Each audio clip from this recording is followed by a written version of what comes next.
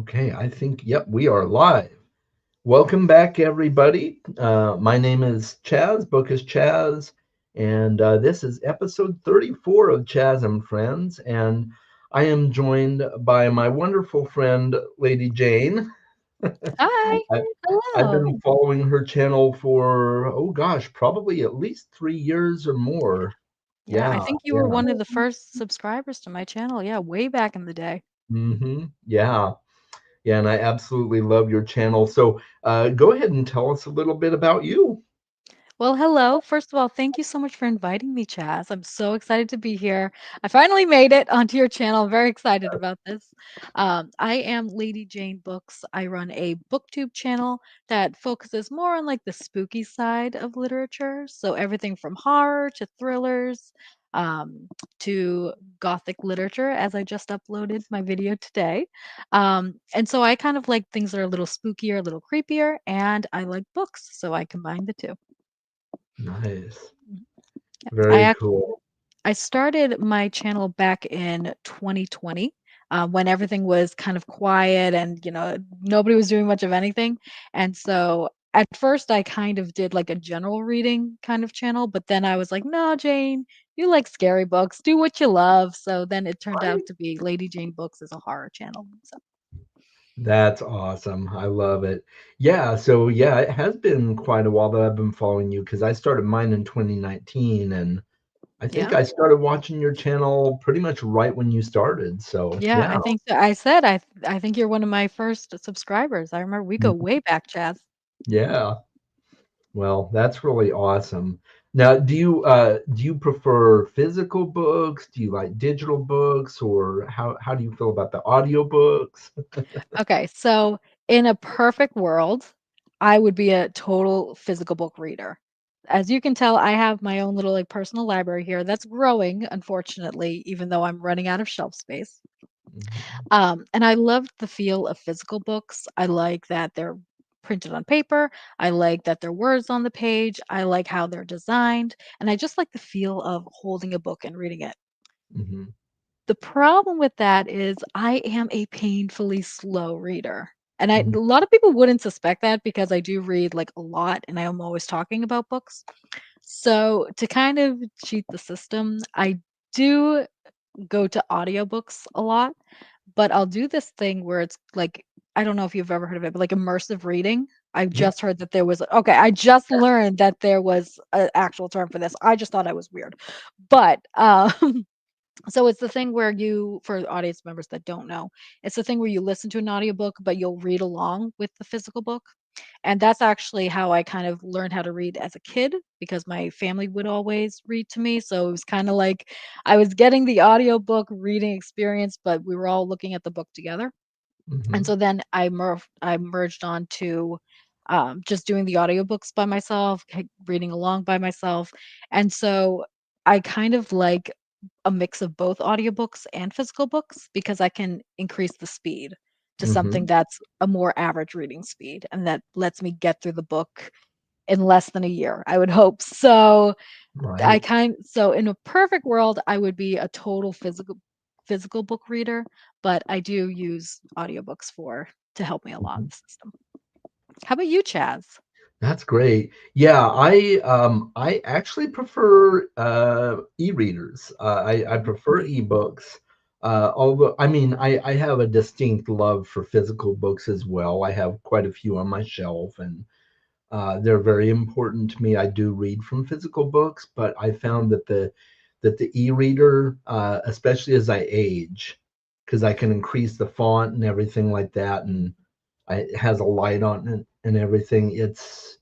It's been a very good experience for me as my sight changes and things like that. So um, it's definitely a matter of convenience for me, but if I could read physical books all the time, that would be ideal too. I love immersive reading though with audiobooks. I'm glad you brought that up because I only recently heard it called that, about a year or two ago maybe. But I love the experience. Some of my favorite reading experiences have been immersive, like the Dresden Files. Mm. That's the only way Mm. to read the Dresden Files because James Marsters. I'm telling you, that's the only way. And then I read Dracula for the first time in 2023, and I read it immersively, and it was such an amazing experience. Oh, that's wonderful. Oh my Yeah, goodness. How yeah. did you like Dracula? Oh, I loved it. It's one of my favorite. I love Gothic literature. Um, I don't know if it will be in my wheelhouse, but I do plan to try Wuthering Heights. Ooh. Um, we'll see. But Good luck. right, but just Gothic literature in general, I really really love. I read Carmilla after I read Dracula, and that was just chef's kiss. It was amazing. I like That's it better wonderful. than Dracula just by a little bit, but Oh my god, that's surprising because everyone seems to really like the Dracula, yeah, as the main one. So, huh, yeah, interesting. Carmilla just really clicked with me, but so did Dracula, of course, and I was a huge fan of Bram Stoker's Dracula, the movie, Mhm. uh, back in my back when I was still young, and so I went back and watched it after reading the book, and I'm like, this was surprisingly an accurate adaptation. I love it when movies do that. I I do love it. too. Did you get to see Was Nosferatu? I haven't yet. It's on my list. I Oh, wanted to okay. see it in the theater so bad, and it just didn't work out. But I do plan to watch it. Yes. Awesome. Awesome. So Dark Stars Book Cavern has joined us. Hello, good Hey. evening to you as well. And Jenny Parks, love to see you. Hi, That's Jenny. awesome.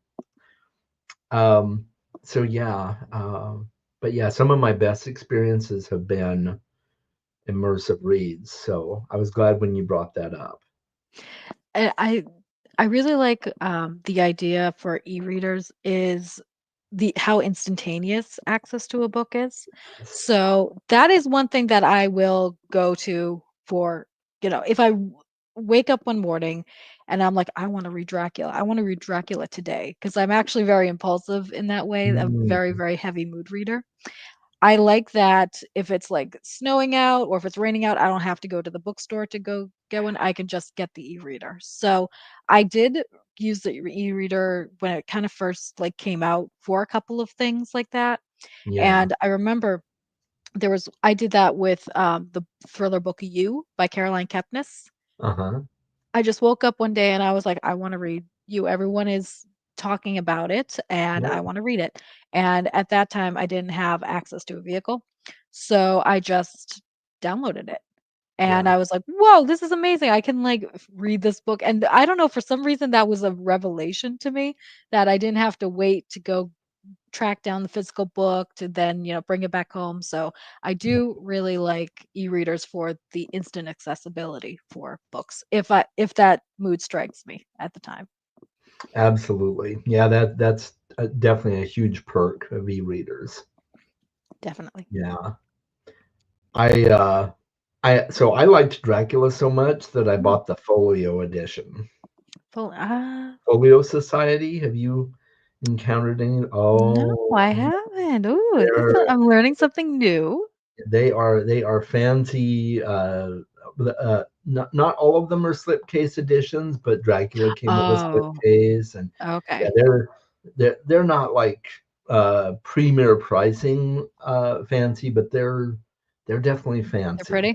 Yeah, Nice. they're pretty books, and so yeah, it's so I do like me some nice fancy books.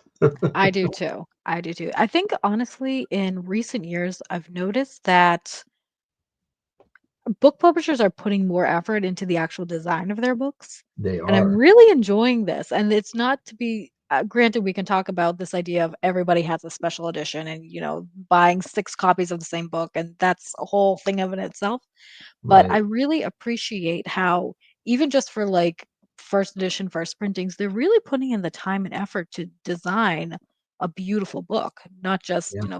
whatever's cheaper or whatever's, um like, I'm seeing so many sprayed edges and I remember at a time when sprayed edges were, like, specialized.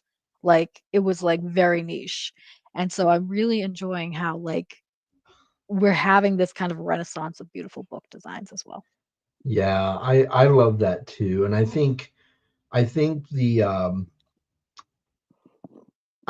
craze of special editions Mm. has really kind of pushed the publishers to work on better designs for the standard editions. Have you read the Empire of the Vampire series by Jay Kristoff? No, I haven't, surprisingly. Oh, I'm gonna it's write so that down though. so. He took to social media because everybody was really upset about, oh, I wasn't able to get the Illumicrate edition, or I wasn't able to get this edition, and he took to social media and he's like, hey guys, don't worry, all of the editions, even the standard hardbacks, they're all illustrated. You don't you don't have to you don't Oh, have to that's have the special nice. editions. He was like, don't worry, I got you. That's And nice. Oh, see, that's considerate. That is yeah, really they considerate. are really nice illustrations too. So yeah, I don't know. I don't think he did them, but he commissioned it as part of the publishing process. So Nice, yeah, nice. Yeah. so it's Yeah, cool. I on one hand, I do understand. I like the idea of this multiple edition idea because it gets people reading and people Yeah. kind of can personalize their books, which I'm all for. But I think when it gets to be a point where, you know, there's such a level of exclusivity with it, like this is only running for like a month or something like that. And I personally don't really like that because I know that there are some books that are out of print for me that I really wanted, and because I discovered them like 2 months later, I can't get them. Hmm. And so that I do think that causes a little bit of frustration with consumers. Um, but I do appreciate that the time and effort is being put into the whole book experience. I Hmm. just think, unfortunately, it kind of got a little capitalistic here, and everybody has to do that. And now there's 7 editions of the same book that you have to buy for like $20 to $50, depending on where you are. You know what I mean? So, Exactly. Yeah, yeah, especially if you're a completionist, it's like, oh, yeah, yeah, exactly, yeah, exactly. yeah, I get that. Dark Star says, I love my hardbacks, but my e-reader is so useful, especially for arts. Yeah, Yes, yes, I've used mine for arcs too. Yeah. yeah, that's very good. Nicole's here. Hi, Nicole. Hey, Nicole.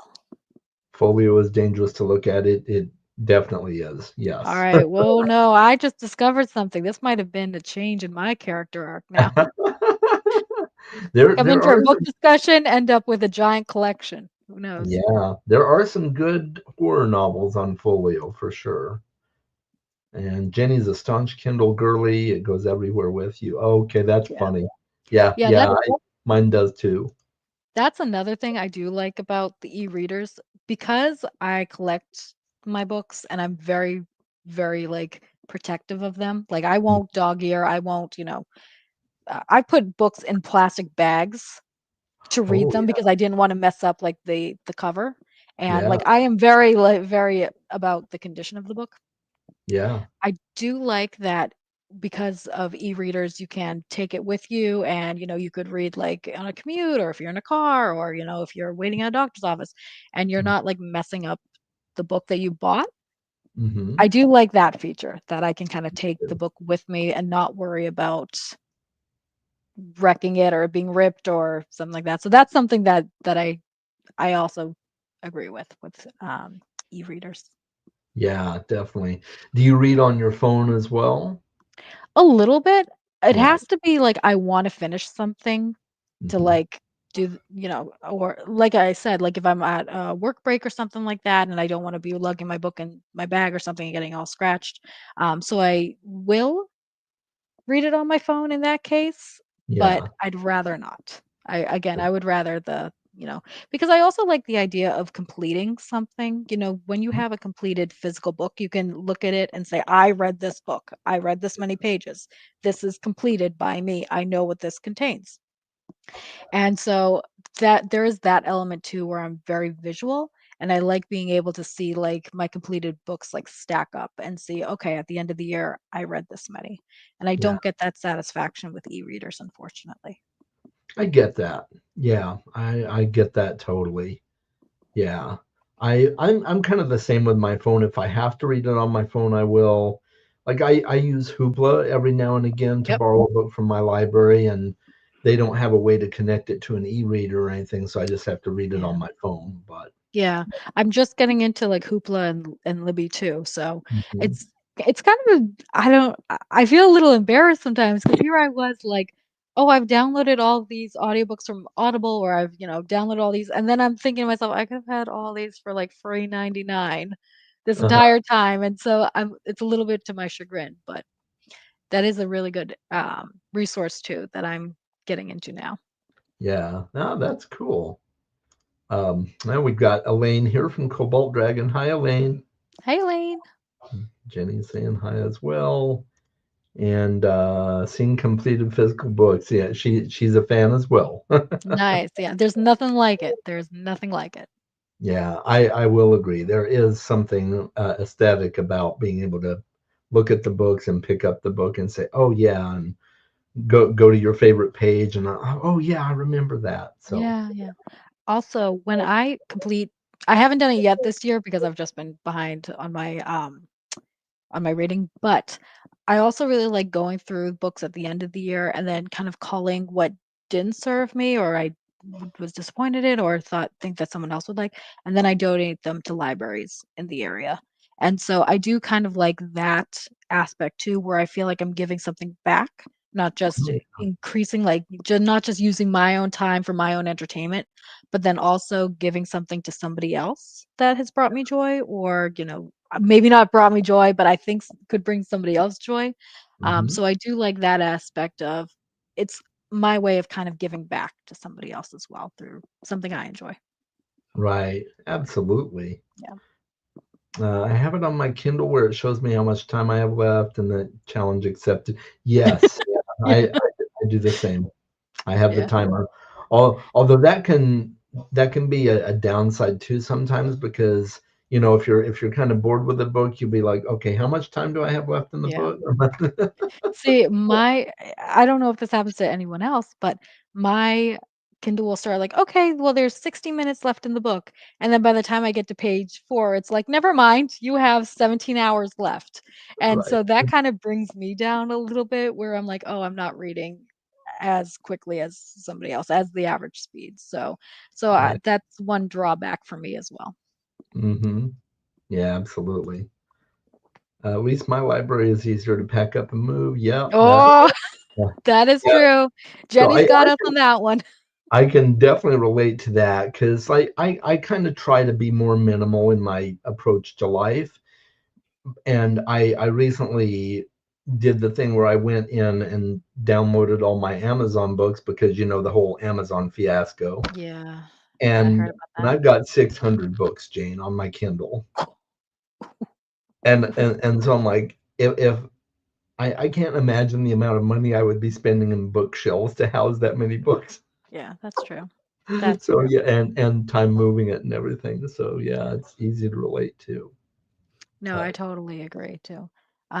For me, I try to be minimal in other aspects of my life, like my yeah, kitchenware and like, clothes and things like that, surprisingly.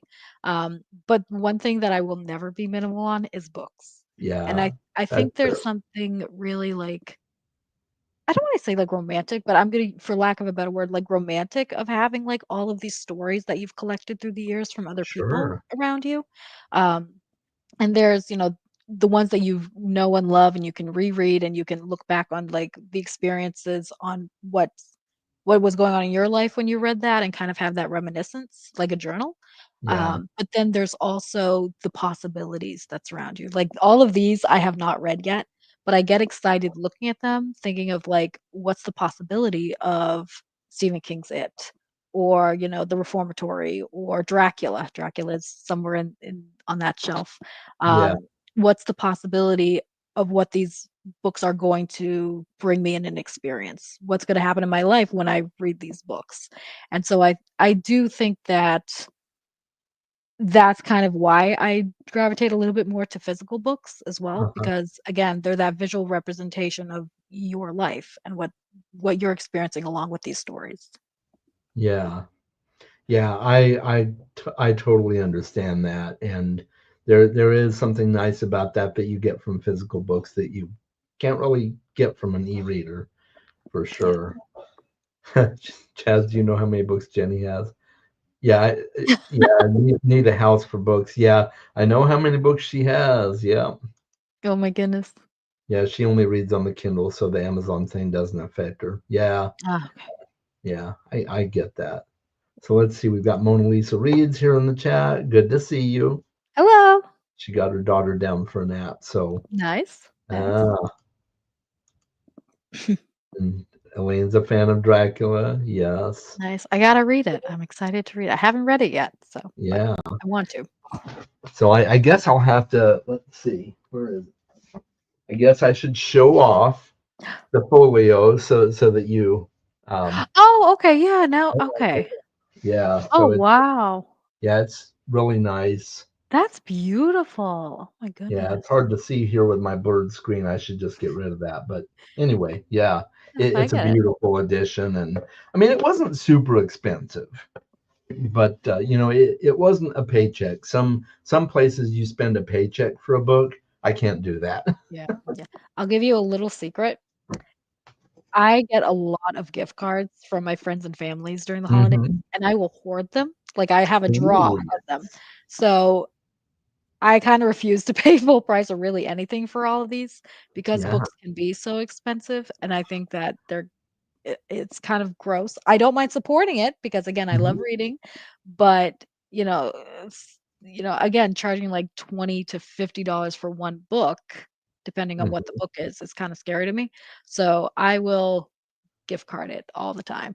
So, everyone looks at my books and was like, "How much did you spend?" And I'm like, "Actually, probably, X, Y, or Z," because I just yeah. I as much as I love books and I love having them on my shelves, I love gift Hmm. cards even more for books. Oh yeah. Yeah, yeah, gift cards are great for books. I've spent gift cards on physical books as well as ebooks, and it Nice, goes yeah. a lot further for ebooks, of course. But Totally. yeah, Totally. yeah, it's funny. Um, Jenny might have to get a room just for books one day. Nice. Nice. Um, Life has been super busy the last couple months. Yeah, hopefully it'll slow down for you. Yeah. Um, so what are some just to let the audience know, I have gotten some great recommendations from Lady Jane on horror novels, and I we were talking before the stream. I've also gotten some book reviews from her that I'm like, oh wow, that was a really great review. I'm really glad that I know now that that book is not going to be for me. I'm happy um to serve either way. Yes, absolutely. So, what would like? Do you have a favorite or a handful of favorites? I know you've talked about some of your favorites in your videos as far Mhm. as horror books go. So, obviously, Stephen King is Stephen King for a reason. Right. Um, although I do find that I like some of his more, like, 80s work, some of his maybe 90s. There are a couple of more of his modern books that I really like, Hmm. but I don't like everything modern that he's been writing lately. Hmm. Definitely, I think Stephen King has some shining examples of what the horror can be. I really like Eric LaRocca. Now he is definitely on the way more extreme side. Like he Okay. is, yeah, not extreme as in violent, but extreme as in kind of grossness, um, Yeah. really unflinching. But he can write a really good story that will stare you in the face. Like it's right there and you cannot ignore it. So I do really like Eric LaRocca. I'm getting more into Clay McLeod Chapman lately. Okay. He's really good. He's kind of a mix a little bit between like the Stephen King and Eric LaRocca. He's not as extreme as Eric LaRocca is, Hmm. but what he can do is really tie in a lot of human experience with his stories, like Stephen King does. And Hmm. he writes a good story, not necessarily like a shock factor, not like, something that's gonna gross you out, although he can give you scenes that will happen, but he Hmm. writes really good stories that kind of get you into the book. So, Mhm. I've read a bunch of his that I really, really enjoy. And yeah, I'm sure there are others, but I'm probably blanking right now. But those tend to be kind of the ones that I really like personally. Okay. Oh, So that's cool. yeah, so Chaz, tell me, what is your like comfort level with horror? Because we did talk a little bit before the stream that you're kind of getting into it, but I'm Yeah, just kind of curious because coming from someone who's read literally everything like almost under the sun in terms of degree of horror, yeah. I'm interested to hear of somebody's experience that they're just starting out. Yeah, definitely. Yeah, I appreciate that. That's really good. My comfort level is, I guess it's kind of hard to gauge. Like, I really like Dracula, that kind of stuff. Like, you know, Okay. I watched Bram Stoker's Dracula many years ago, and I've watched it several times since. So my horror experience has probably been more with movies Okay. to start off with. My youngest is really into horror, and they like Saw and stuff like that. Oh, That yes. kind of stuff, and I'm like, yeah, I'm not watching the Saw. I'm just Yeah. telling you right now. I'm Yeah. sorry. I love you, but I'm not watching the Saw with you. Yeah. To be honest, Saw is not my thing either. Like the whole like violence torture thing is not my thing. I Yeah. kind of gravitate more towards like psychological, human experience, like kind of Mhm. fate type of things. But Saw is another animal altogether. Yeah, it really is. I definitely like psychological horrors. Yep, me too. Um, and I've seen other good horror movies as well, like The Other Side of the Door, uh, Okay. Trick or Treat, The Mhm. Others. Classic. Uh, Oh, The Others was so good. I It love was that so movie good. so much. Yeah. Yeah, the twist at the end was just perfect. Yeah. But as far as books, I'm still relatively new. I read Hellraiser a couple, or I'm sorry, The Hellbound Heart a couple of Okay. years ago, and absolutely loved it. Fell in love with Clive Barker at that point.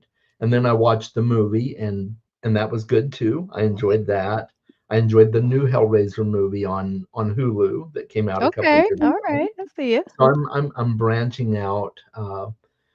I Salem's Lot is my favorite Stephen King book right now, and The Nice. Shining is a close second. So I which one? know The Shining, Oh, yes. The Shining. yeah, Yes. but I've not read Misery. I did see the movie, but I haven't read the book yet. Um, so yeah, I'm kind of all over the place, I guess, but definitely not into the extreme stuff. Like Yeah. I see a lot of people. Do you watch Cliff Start Gems at all?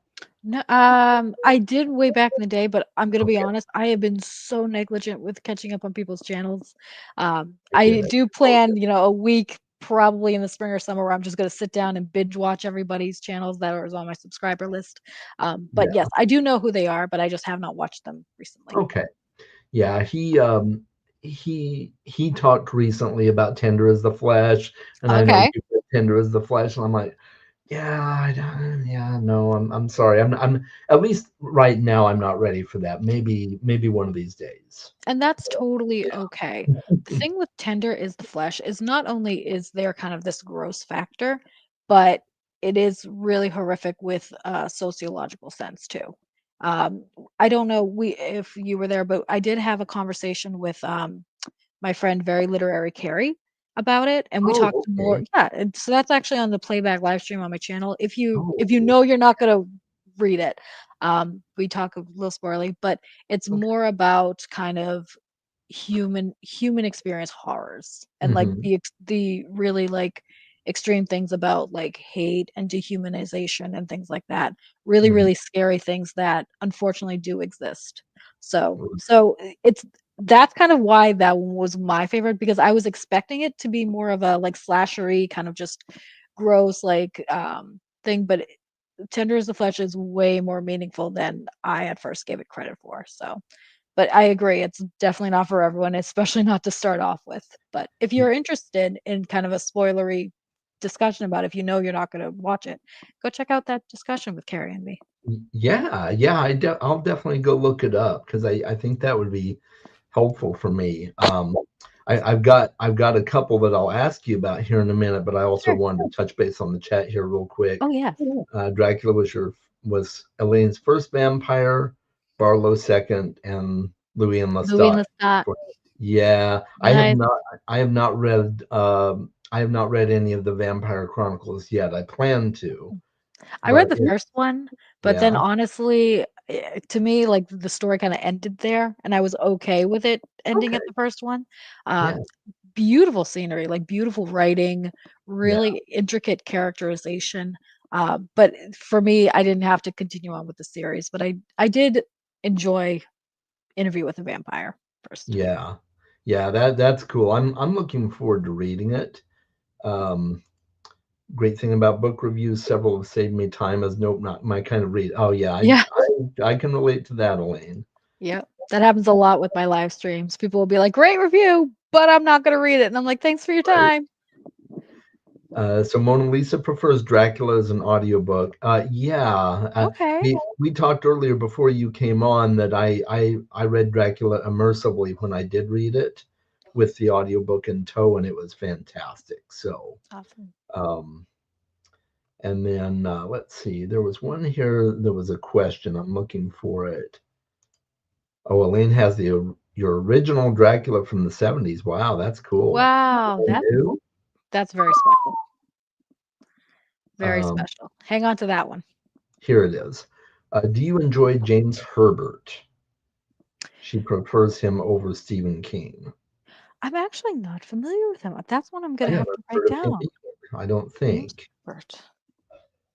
More concise than King is a good thing Ah, yes, because, King can be very wordy. yeah, a little too wordy. I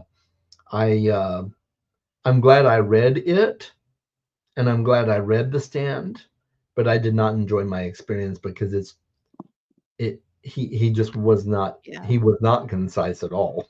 Yeah. I tried reading it twice, and I tapped Mhm, out at a third of the book. Each time it was exactly 33%, and I was mhm, like, I can't do this anymore. It's so different than, what I expected it to be." And I did see the film adaptations, and I thought they did a great job, but mhm. even with the changes between the film and the book, I couldn't do Yeah, it. So it's still there. Hopefully maybe one day it'll go to my completed pile over there, but I don't yeah. know. The audiobook was what saved me on that one. I was about ready to DNF it at 250 pages, and a friend of mine is like, "Chaz, come on, do the audiobook." I'm like, "Okay," because I wasn't that into audiobooks at the time, and I'm like, "Okay, I'll try the audiobook." And that's what saved me. It really did See, because I did both and I still couldn't do it. And I'm just oh, ooh, I interesting. know. So there Yeah, might not be any hope, Jazz. yeah, There might there not might not be. might not be. But I do really like have you read Revival by Stephen King? I have not yet. No, it's on Okay. my list for sure. I Okay. do want to read it. Yeah, that one's pretty good. I find that one more readable than some of his other ones. It is slower paced, Hmm. but if you like something that's a really slow burn, that's kind of a what the heck type of ending, then I find a lot of value from Revival. Okay, good to know. Yeah, yeah, it's on my list. There's a few Stephen King books that I know I probably will never read, but there's a good chunk that I'm pretty interested in. So, I'm curious, what are the ones you think you'll never read? um, probably I'm trying to remember. What's her name? The detective lady. Holly Um, something? Holly. Yeah, Yeah, no. I don't know that the Holly books will really click with me. Yeah. Um, and there's a few of his longer ones, and also the Richard Bachman books that I don't know Oh if yeah. I'll Okay. really click with, Okay. but a lot of his shorter books I'm very interested in. Like Misery is the favorite book of my youngest child, and Really? yeah, Whoa. and so I promised them that I would read Misery, All right. um, and yeah, yeah, so yeah, they're their favorite Stephen King book. Nice. And I can see why based on the movie at least I can see why it's a great story. So Oh, absolutely. Absolutely. so yeah, I'm definitely planning to do that. And I watched Castle Rock back in the day Oh, yeah. Mhm. on TV and enjoyed the portrayals of Annie Wilkes on that show and stuff. So Nice, nice, so yeah, I'm definitely interested in that character in that story. So, nice. but The problem with some of King's work is that I think he does horror and human experience very well. That's where Revival comes from. That's where Dolores Claiborne was iconic, another one that was a really great film to screen adaptation. mhm, Um, so ones where he does true horror with a human element to it are phenomenal for me, mhm, but I think he struggles with actual mysteries. So mm, that's yeah. happened with the Finders Keepers, End of Watch, and I forget which one, Mr. Mercedes series. Oh yes, yeah, I was so excited for the Mr. Mercedes series, and I read the first one, and I was just like, nope. I couldn't believe that Stephen King wrote it, to be yeah, quite frank. right, It was just so, granted, there was a really good villain, but for following the hero of the story, it was like nails on a chalkboard. And yeah, so I think the Holly books are the kind of the same way. I don't think he writes actual mysteries very mm, well. I think his strengths really lie in actual horror. yeah. It definitely seems that way, and you're not the first person I've heard that from. Yeah, he seems to be in his crime and mystery era, and I don't think that really fits him too well. It doesn't. And it's sad because he does have such a brilliant mind when it comes to horror. Again, Yeah. Revival changed my life when I read it. Oh Um, wow, that's Yeah, awesome. it was really amazing. So I know he can do things that are really incredible, and for me, it's a little sad because I'm like, you could be making such incredible, real horror stories, which I do think there needs to be a bigger market for. I do Um, too. yeah, Yeah, but you're kind of lumping in with the whole mystery thriller that, no offense, everybody's in right now. So yeah, it's sad when an author doesn't play to their strengths. yeah. It really is. That's true. We got some recommendations here from Elaine. Dracula Untold. That's been on my list to watch forever, and I haven't watched it. And she loves horror, but avoid Mhm. any with animals. Oh yeah, I animals, no, no, yeah, no way. yeah, I get that. Misery, only king that scares me. Oh yeah, I can see why, based Yeah, on it's very my reading. intense. Yeah. Yeah, and, like, the unknown, like, yeah. Have you seen the folio Stephen King books? They're gorgeous. Well, there you go, Lady Jane. Ooh, alright, here we go. Yeah, you got some books that you can look up for Stephen King. Chaz, you're gonna tune into my next video, and it's gonna be all folio, like, Stephen King's in the back, and you're like, "I've created a monster." That's great. I think she's referring to Tender as the Flesh. Oh, yes, yeah. Yeah. Oh, yeah. I'm totally afraid it'll make me hungry. You know how much I'm craving human flesh. Have you read Adam Neville? So, funny story, I haven't read him yet, but he was actually one of the ones that I first heard about when I first started BookTube, and Okay. I just bought, I think, 1 or 2 of his. So I just bought um, No One Gets Out Alive, and I've Okay. been Yeah. wanting to read that for years, and I just finally added it to my bookshelf, like, literally, like, last couple weeks. So I'm hoping that he's gonna make an appearance on my channel. His book is going to make an appearance on my channel, Right. really soon, but I've heard he's very good at horror. I've only read Cunning Folk. That's the only one Okay, I read so far, and it was quite good. I was impressed. It didn't blow me out of the water, but it was a really good book. I nice. quite enjoyed it, and it's kind of one of those psychological horror in a way, but it's also got this uh, deep uh, kind of ritual sacrifice that's Okay. permeating the story. It's very interesting, Alright, very I'm gonna depth. have to add that one. That'll be Yeah, another one I'll have to pick up. yeah. I quite enjoyed it. Um, Nice. have you read what's Chad Nicholas? Yes. Oh, I've read many Chad Nicholas. Oh, he is so good. He He's is. phenomenal. Did you read The Animal? I did read The Animal. I love That was such a good book, and I'd never been really into, like, slasher movies, but that book just worked for me on every level. The thing is Um he's an amazing storyteller. Mhm. He is really amazing. I when I first read his what was the first one? Nightmare? Mhm. Nightmare was his Yes, first one, that's great. and yeah, I mean, I knew kind of the premise, but I was so blown away by how refined his storytelling was and how well thought out everything was and all of the breadcrumbs. That is a phenomenal book. He's a phenomenal writer, Chad Nicholas. Yeah, he really is, he's especially good with twists. Like, I mean, and there were 2 of them in the animal, 2 Mhm. significant twists, and I was like, "Well, okay, you fooled me once, but then you fooled me again." I'm like, "Wow, Wait a minute, I dang, was not Chad, yeah. expecting that." Yeah. He does a really, really good job. I Yeah, think my favorite of his would probably be Nightmare yeah, because okay. yeah, because he had that element of psychological horror as well in it. I think that was he's really just entered the market with a bang. Like, wow. Yeah, Wow. yeah, he really did. Yeah, he and I, he and I are on a personal level, we communicate back and forth, and I'm like, Awesome. just so you know, I'll be anxiously awaiting your next book." Yeah, awesome. Yeah. We he's I've done arc reading for him too.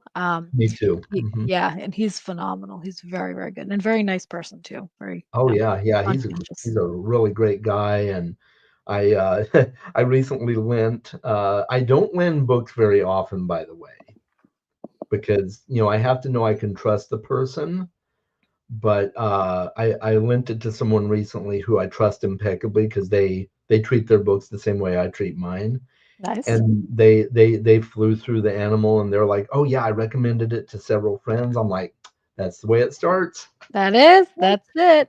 That's We're gonna it. get his name out there." Totally, totally. He's Yeah. very good. On lending books, I actually never lend books. Like, it doesn't even matter. It could be my own parents. Like, nope, forget it. Mhm, I have a very bad experience where when I was a little kid, I really loved the series of unfortunate events, mhm. which is kind of a precursor to like I probably like dark and like spooky books, but so there's were signs early on here that I would probably be a horror reader. But Yeah. it's and I loved like that series. And so my a family friend, kind of arranged with my mom to be like, "Oh, can my son read a series of unfortunate events? I know Jane has all of them. Can she lend it out?" And so being a little kid, I did. It came back all scratched on the cover, and it was Oh, like the original printing. It was like the no. original, like the hardcover. Now they only do the soft cover, the original Yeah, artwork. I that hurts even my back soul. then, I was so upset, and I was just like, I didn't understand that how someone could treat their books that way. Like I didn't understand. Yeah, So from that day forward, Jane never lends out her books. Doesn't matter. I get it. Yeah. I get it. Yeah, So you're not alone. I don't do it either, Chad. yeah, I don't lend out books. it's very I had a bad experience, with lending somebody, my first edition of a book, and it got just totally destroyed. No. Oh, I'm Yeah, sorry. and, I've gotten some nice copies of that book since then, but, Yeah, but still, uh, that's the yeah, experience. I was really bummed, and yeah, Yeah, so, yeah, it happens. yeah. Dark Star says, "Bag of Bones is the only story to ever scare me so much I couldn't sleep." Ooh, I have Ooh. that one on my bookshelf somewhere. Is that a Stephen King? It is, isn't it? Yeah, Stephen okay, King, yep. I thought Yep, yep. so, yeah. Be careful with James Herbert, animals get targeted in a few Oof. of them, so oh, wow, okay, Some other way around. Hmm. yeah, Oh, interesting. Oh, yeah, okay. Well, it sounds like you may have to look into James Herbert, Lady Jane. I know. I already wrote it down right here. Yeah, yeah, that's interesting. Um, the so one of the Stephen King books that I'm really on the fence with, and I do have a couple of friends that have told me that we're buddy reading it together this year in September, and that Awesome. is Pet Cemetery. Oh, that is fun. Why are you on the fence with it? I'm so curious, Chad. Because I'm a highly sensitive guy. Okay. It's better, I'm one of those guys that if the book really pulls on my heartstrings, I'll go through a box of tissues. It's just, Yeah, and I've heard it's a very gut wrenching experience to read that book. it is. It So is. I will give it a fair shot. Okay. But I told them right off the bat, I reserve the right to DNF it because No, absolutely. And I think, prioritize like your own well-being, that yeah, it's books, you know what I mean? If it's not going to bring you, if it's going to bring you turmoil, then, feel free to DNF anything. right. Um, but it is a very good read. It is it can go kind of one or two ways depending on what type of person is reading it in my mind. It Hmm. can go very scary and kind of like freaky scary, but it can also go very sad, Hmm. unfortunately. So it kind of depends on like the person reading it. I thought here's the thing. And I actually have a book discussion on this with another friend of mine on my channel. I feel like this is Okay. just a giant plug here for all my book discussion playbacks, Hey, do but it, please. but, so I actually do have a, discussion about it that you can watch after you read it or DNF it. Um, and I remember I read it years ago and I really enjoyed it because I was starting to kind of get into King and like this whole idea of like a pet cemetery and what happens in the book really appealed to me at the time because I hadn't experienced anything like that in other books that I had read at the time. And then I reread it for my discussion with my colleague, and I didn't like it as much as I had the first time. Granted, I think that's because I'm in a different season of life than I was when I first read it, and so I Yeah. see a lot more, like, problems, and I see a lot more, like, just kind of, like, social things with it, um, Mhm. but I still think that it kinda depends on where the reader is and with their Mhm. experience of it. Not I don't think any 2 people are gonna have the same experience with it.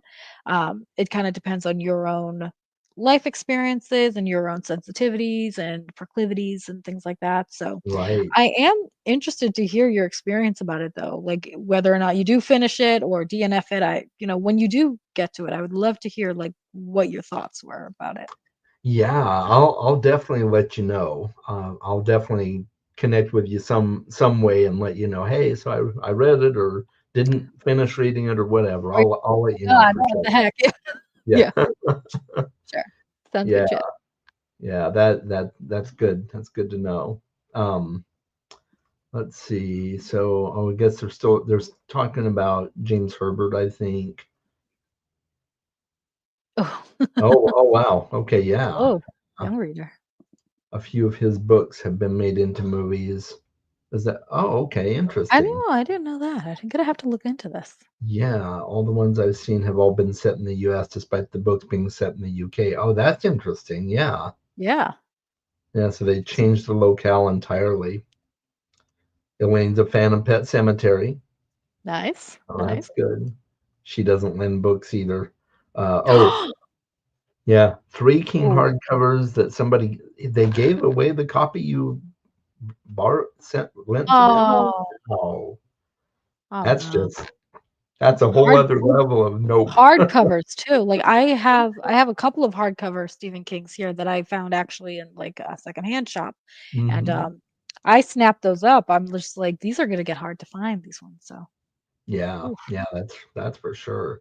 that's so upsetting. Yeah, that is. Stephen King said that Pet Cemetery is, in his opinion, the scariest one he's written. Yeah. I could believe it. Yeah, Yeah. but it's interesting because it's scary on so many levels. Like, there's obviously, like, the horror side of it, but there's also a much deeper, like, psychological, emotional side of it too. So it is Mm-hmm. very scary in that regard. Yeah. So there's picking up on my talk about DNF. Jenny Parks see others think DNF is okay, and she will not buckle to peer pressure. I'm very curious. Do you DNF, and what's your policy on that, Jane? So I never used to. So I used to be the one that I'm like, nope. if you're starting a book, you're gonna finish it. Like, and I was very sunk cost fallacy into it, thinking like, Yeah. okay, well, if I'm not enjoying it, like it's gonna get better. It never got better. So I actually recently adopted a policy. I was like, you can DNF it, but Yeah. I DNF in a very specific way. I again, being a slow reader, I'm kind of the every word on the page type of thing. And Okay. so when I DNF something, I will read the first line of the paragraph and the last line of a paragraph. Okay. Hmm. So I'm not considering it read because I'm not reading it in the way that I usually read, but I'm kind of squeezing the most juice out of it with the Yeah. least amount of effort. And that's kind of DNF to me. Okay. That's Um, good. Yeah. the one I didn't do that with though is Assistant to the Villain. And that's because I even tried to do the first paragraph, first sentence, last paragraph, Hmm. last sentence, first sentence, last sentence, and I still just could not muster. I was like, even that was like painful for me. Okay. So Yeah. I kind of do it in a way that if I'm gonna DNF one, I'll kind of do the skimming and then I'll still consider it DNF'd. But then if I struggle with that, then it's a really DOA DNF. So yeah, Yeah. yeah. So that way I don't feel like I've like wasted anything. I get the Yeah. general gist of something and I can see where it was going and then think like, "Oh, I should have stuck with it," which spoiler alert, I never think that. Um, or, I'm like, "Okay, well, I can see where it's going and this is why I didn't like it." So, Right. I find more value approaching it that way than any other way. That's great. That's a really good way to do it, I think. I hadn't thought about, first sentence, last sentence type thing, and I'm like, yeah, when you were saying that, I'm like, wow, that's a really good way to do it too. Yeah. Yeah, I never used to DNF a whole lot. I've gotten better at it over time. Just if it's just not working for me, Yeah. then sometimes I'll switch to the audiobook to see if the audiobook is better for me. And if I still can't do it with the audiobook, I'll just be like, okay, well, at least I tried. So, Yeah. but I didn't used to be like that. Nice. I'm an every word kind of person as well. Me too. Every word on the page. I don't try to speed read or anything like that. I mean, I can read pretty fast ish, but I don't do the speed reading methods that they tell you to do and stuff. I need to read every word.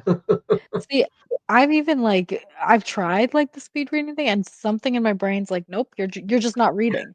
Yeah. And so, like, that's kind of why I do the audiobooks because I'm like, even if I try to speed read it and Hmm. again, reading the first last sentence of the paragraph isn't actually speed reading to me. I'm still reading every word, like, in those sentences.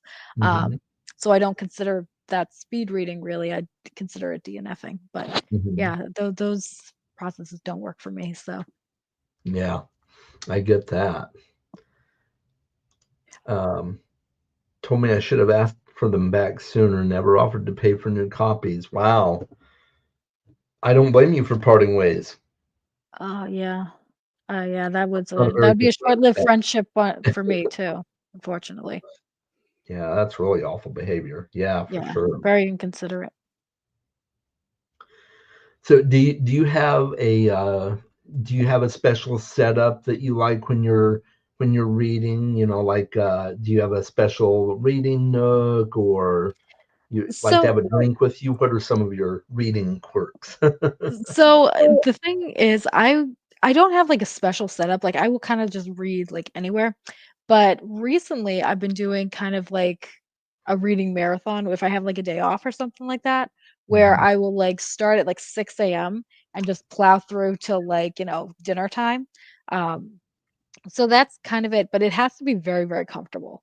Like, so I'll usually read, like, if I'm lounging, like, in my room or something like that, Yeah, and then, like, I'll break for, like, a tea set, and I'll create my little set of tea with some cookies or something and, like, snacks or something like that. yeah, Fruits, I really like, chopped fruits or, like, raspberries or something like that. Plenty of tea, need a lot of tea, like 6 cups of tea in a day. nice. Um, yep, and so then, like, again, the physical book, but, with the ears if I struggle with it, and just kind of just tune out the world and just plow through a book, but yeah, Yeah. Wow, that's awesome. I yeah. love that. How I about you, I Chad?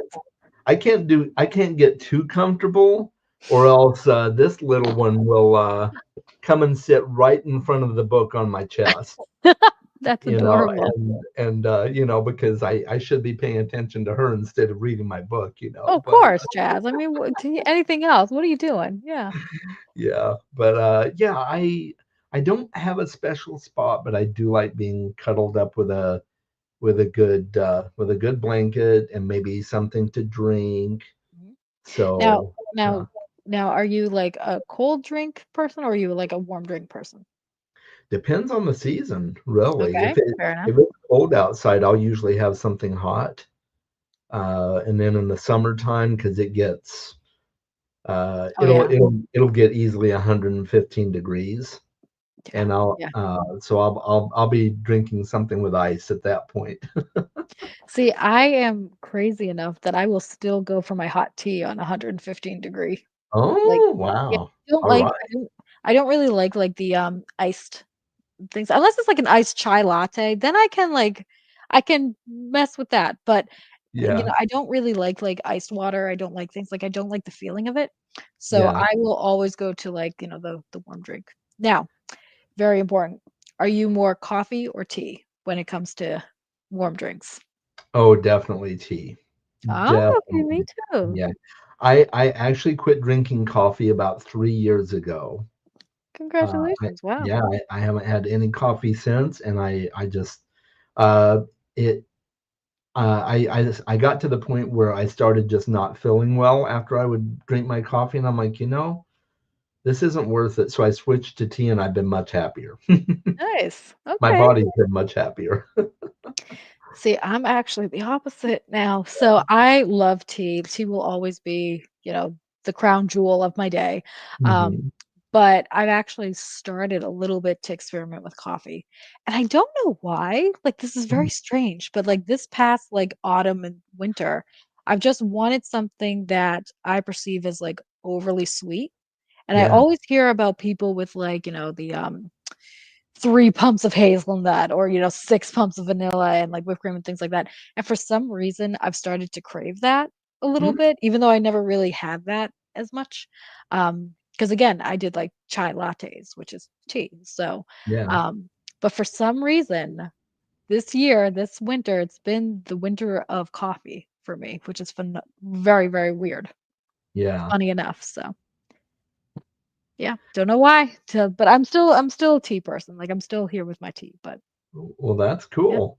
Well, you got the best of both worlds, then that's great. And it's funny you said that even in 115, you would still be drinking your hot drink. And you know, if you ever come to Arizona, I'm gonna have to test that theory. You will be surprised. You would be so surprised. But yes, I will happily drink hot tea in Arizona Yeah, in the wow, summer. that's great. No, that In the yeah, summer. more power to you. Ooh, I love your teapot. Oh, thank you. This is my Yeah, more utilitarian one. yeah. Yeah, I have a really pretty like green, like vintage inspired. It's not vintage, but vintage inspired set. But Uh-huh. for like if I'm getting down to business like this jazz, then I'll Mhm. use my utilitarian one. Nice. Yeah. Do you steep it in the pot Oh in that yes. pot as well? And oh, Yep. that's Steeped in the nice. Yeah. pots. Yep. Yep. Yeah, I've See, been my wanting to little get me one of those pots yeah, yeah, that's fantastic. thank you. So yeah, Yeah. I've been more into like the ritual of tea. We Mm, were talking a little bit earlier that you kind of like some of like the tea rituals of mhm, other cultures, right? So mhm. I'm kind of getting into like the, with the actual tray and then like the sugar cubes out and like kind of the fancy like setup of enjoying your drink as well. Right. Yeah. Yeah, it's interesting to see the different rituals from other countries for lots of things in general, but especially for like tea, like the Japanese tea ceremony we were talking about and stuff. I really am fascinated by that, and you know the tea houses Oh and yes. everything like that. I'm kind of into Japanese culture in general. Like I just Okay. really I really like stuff like that. Like That's cool. um I had horrible back problems for years from a car accident I was in the Oh my 90s. god. Oh my god. And I started sleeping on the floor about 4 years ago on a Japanese futon. That was it. I mean, No way. I still have flare ups from time to time, like maybe once a year or something. But my back has never been in better condition. Well, I'm glad that you found a solution that works Yeah. for you. Oh my goodness. So, but yeah, I just recently read Shogun Oh uh, yeah. by James Clavell and just was enamored with it. It's such a good book. So, That's so cool. Oh my goodness. Would you ever think about going to Japan? oh yeah, it's definitely on my bucket list. That's Yeah, awesome. yeah. Ireland first, and then Japan is probably second on my bucket list. So, Very cool. Very cool. yeah, Have you traveled much? I haven't. I've traveled within the U.S., um, but I have not been outside the country. I haven't even been to Canada.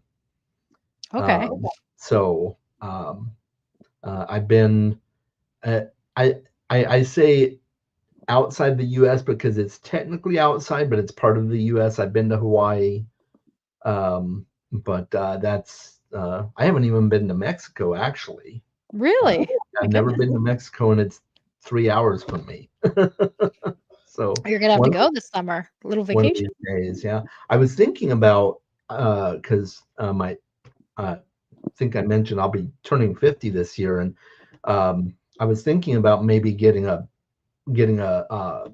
condo down at Rocky Point for the weekend in Mexico, just going to Mexico for my first time for my 50th. But I don't know if that'll work out or not. But I was That sounds talking like to some of my friends and say, hey, we should all chip in and get a place on the beach at Rocky Point for the weekend or something. So that sounds like such a we'll good idea. I think you should do it. hmm That sounds like a lot of fun. Yeah, yeah. I would like to. It's definitely yeah. Not sure it's a good time to So true. visit. Yeah, it is a little tense right now. That's one of the things holding me back. I'm like, well, Yeah, that's true. That's true. I mean, I do But have my passport, yeah, so but I've heard it's beautiful. I've heard it's a beautiful I've place heard to it visit. is too. Yeah. Um, Mona Lisa says there's a place in Prescott called the Honey Man that sells a hibiscus flower herbal tea that's awesome. Oh wow. Loving tea lately. Love adding tea to it too. Yeah, interesting. Yeah, I've never heard of the Honey Man. I'll have to check that out next time I'm there. Prescott's a town here in Arizona. So Okay. yeah, it's a Very cool. yeah, I it's had hibiscus tea like once. It was phenomenal. yeah, yeah. I've had it once as well, and I liked it. It was It's good. kind of an acquired taste. At first, I was like, oh, I don't know if I like this, but it grew on me. It grew Yeah. on me. Okay, 11, Oh, 11 years ago. Okay, all right, cool. Well, I'm looking forward to 50, 10 years away from me. Oh, okay, yeah. all right. Well, yeah, I joke. There's another booktuber. Uh, Philip Chase. I don't know if you've heard of Mhm. him or anything, Yep. but yeah, yeah. But he and I used to joke that we're part of the elder statesmen of BookTube. That's awesome. I Yeah, like how there's a few of BookTube is us. yeah. I do like how BookTube has connected a lot of people that wouldn't have met otherwise, and Absolutely. from people from different walks of life and different cultures and backgrounds. It's been very rewarding for me in that way. Hmm. And so that's something that I really didn't expect when I first started BookTube. I'm gonna Hmm. be honest, Chaz. Like, I don't know what I was thinking, but for some reason, I didn't realize that there was a community in BookTube. Hmm. I thought when I first started, it was like a bunch of like random people, and no one ever came back.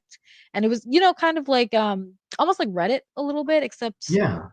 I know Reddit has their own like communities and the regulars now, but back in Hmm. the day, Reddit was very random and like you never saw the same person like twice on It any like was. post or anything like that. I thought that's what BookTube and YouTube was like when I first started. So I Yeah. never imagined that like people would become friends or we would have conversations like this or Yeah. like connecting from, different walks of life and reading together and having these discussions. And that's been the most positive surprise probably of my life. that BookTube became this real community that connects people that have very different backgrounds as well. So, yeah. So that was a pleasant surprise for me, and it eventually grew and created a nice BookTube community for us. Yeah, yeah, absolutely. Oh, so what was your reason initially for starting a BookTube channel?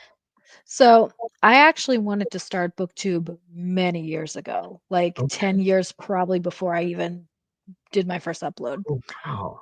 But the thing is that I had a friend and I read my books, I did my spooky stuff, like all that, like in real life, just not online. And I had a friend say, "Oh my God, you and your books, like no one listens. Would you stop it?" And that's actually what stopped me from doing Mhm. BookTube for a long time. Because then I was like, oh, I'm just kind of like annoying people, or people who aren't interested in the same thing that I am. And now looking back, I can see how wrong that friend was. And we are not friends now. We actually, Yeah. that friendship disintegrated pretty quickly after Mm, that, which is unfortunate and sad, but different walks of life. And so then I kind of always wanted to do it because I always watched BookTube. And again, I didn't think that there was a community, but I would watch the same like booktubers, so that didn't really occur to me that other people would do the same if I did booktube. yeah. Because I was rewatching like other people's like channels, like the big channels at that time, like Mm, Katie Tastic and like Tashopolis and the really, really okay. big like booktube channels way back in the day. Yeah.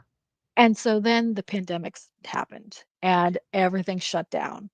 And I was like, "Oh, like I can't leave my home. I can't do this. Like I can't like," and I'm like, "What the heck am I going to do all day?" But I was reading. I was reading more books at that time than I Mhm. had previously because we had the time. And one day I was just like, "You remember that thing you wanted to do like 10 years ago and you didn't do because somebody said something really silly to you?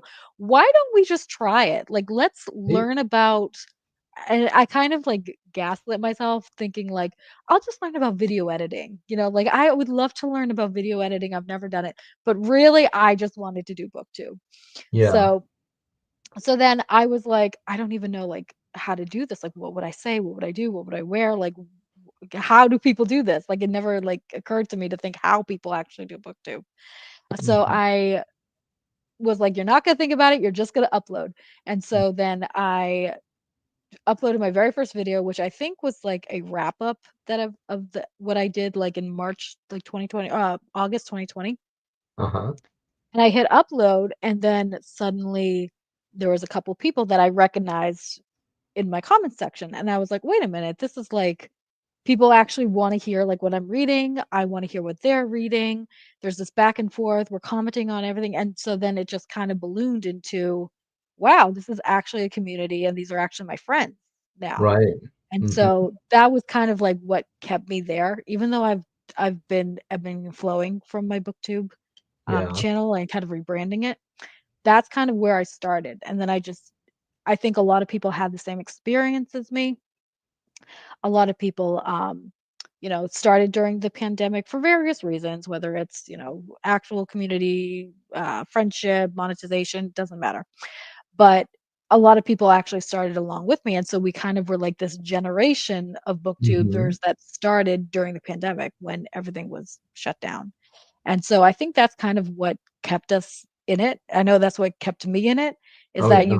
I started for like the experimentation of it, and then I stayed for the community. So, and that's Yes. kind of what, but I'm curious, Chaz, what was your like starting point or what made you want to start and continue? I'm curious too. Well, yeah, I found I've been watching BookTube probably since 2017, and I happened on I happened on the few really popular booktubers, like Daniel Green and Murphy Napier and Elliot Brooks, Yep. and so I was watching them, and I really enjoyed their reviews, and um, I really loved books, and I had no friends in real life other than a few that I knew about that don't live close to me at all, that I could talk about books with. And but there were some things about the books I was reading that I just really wanted to get out there.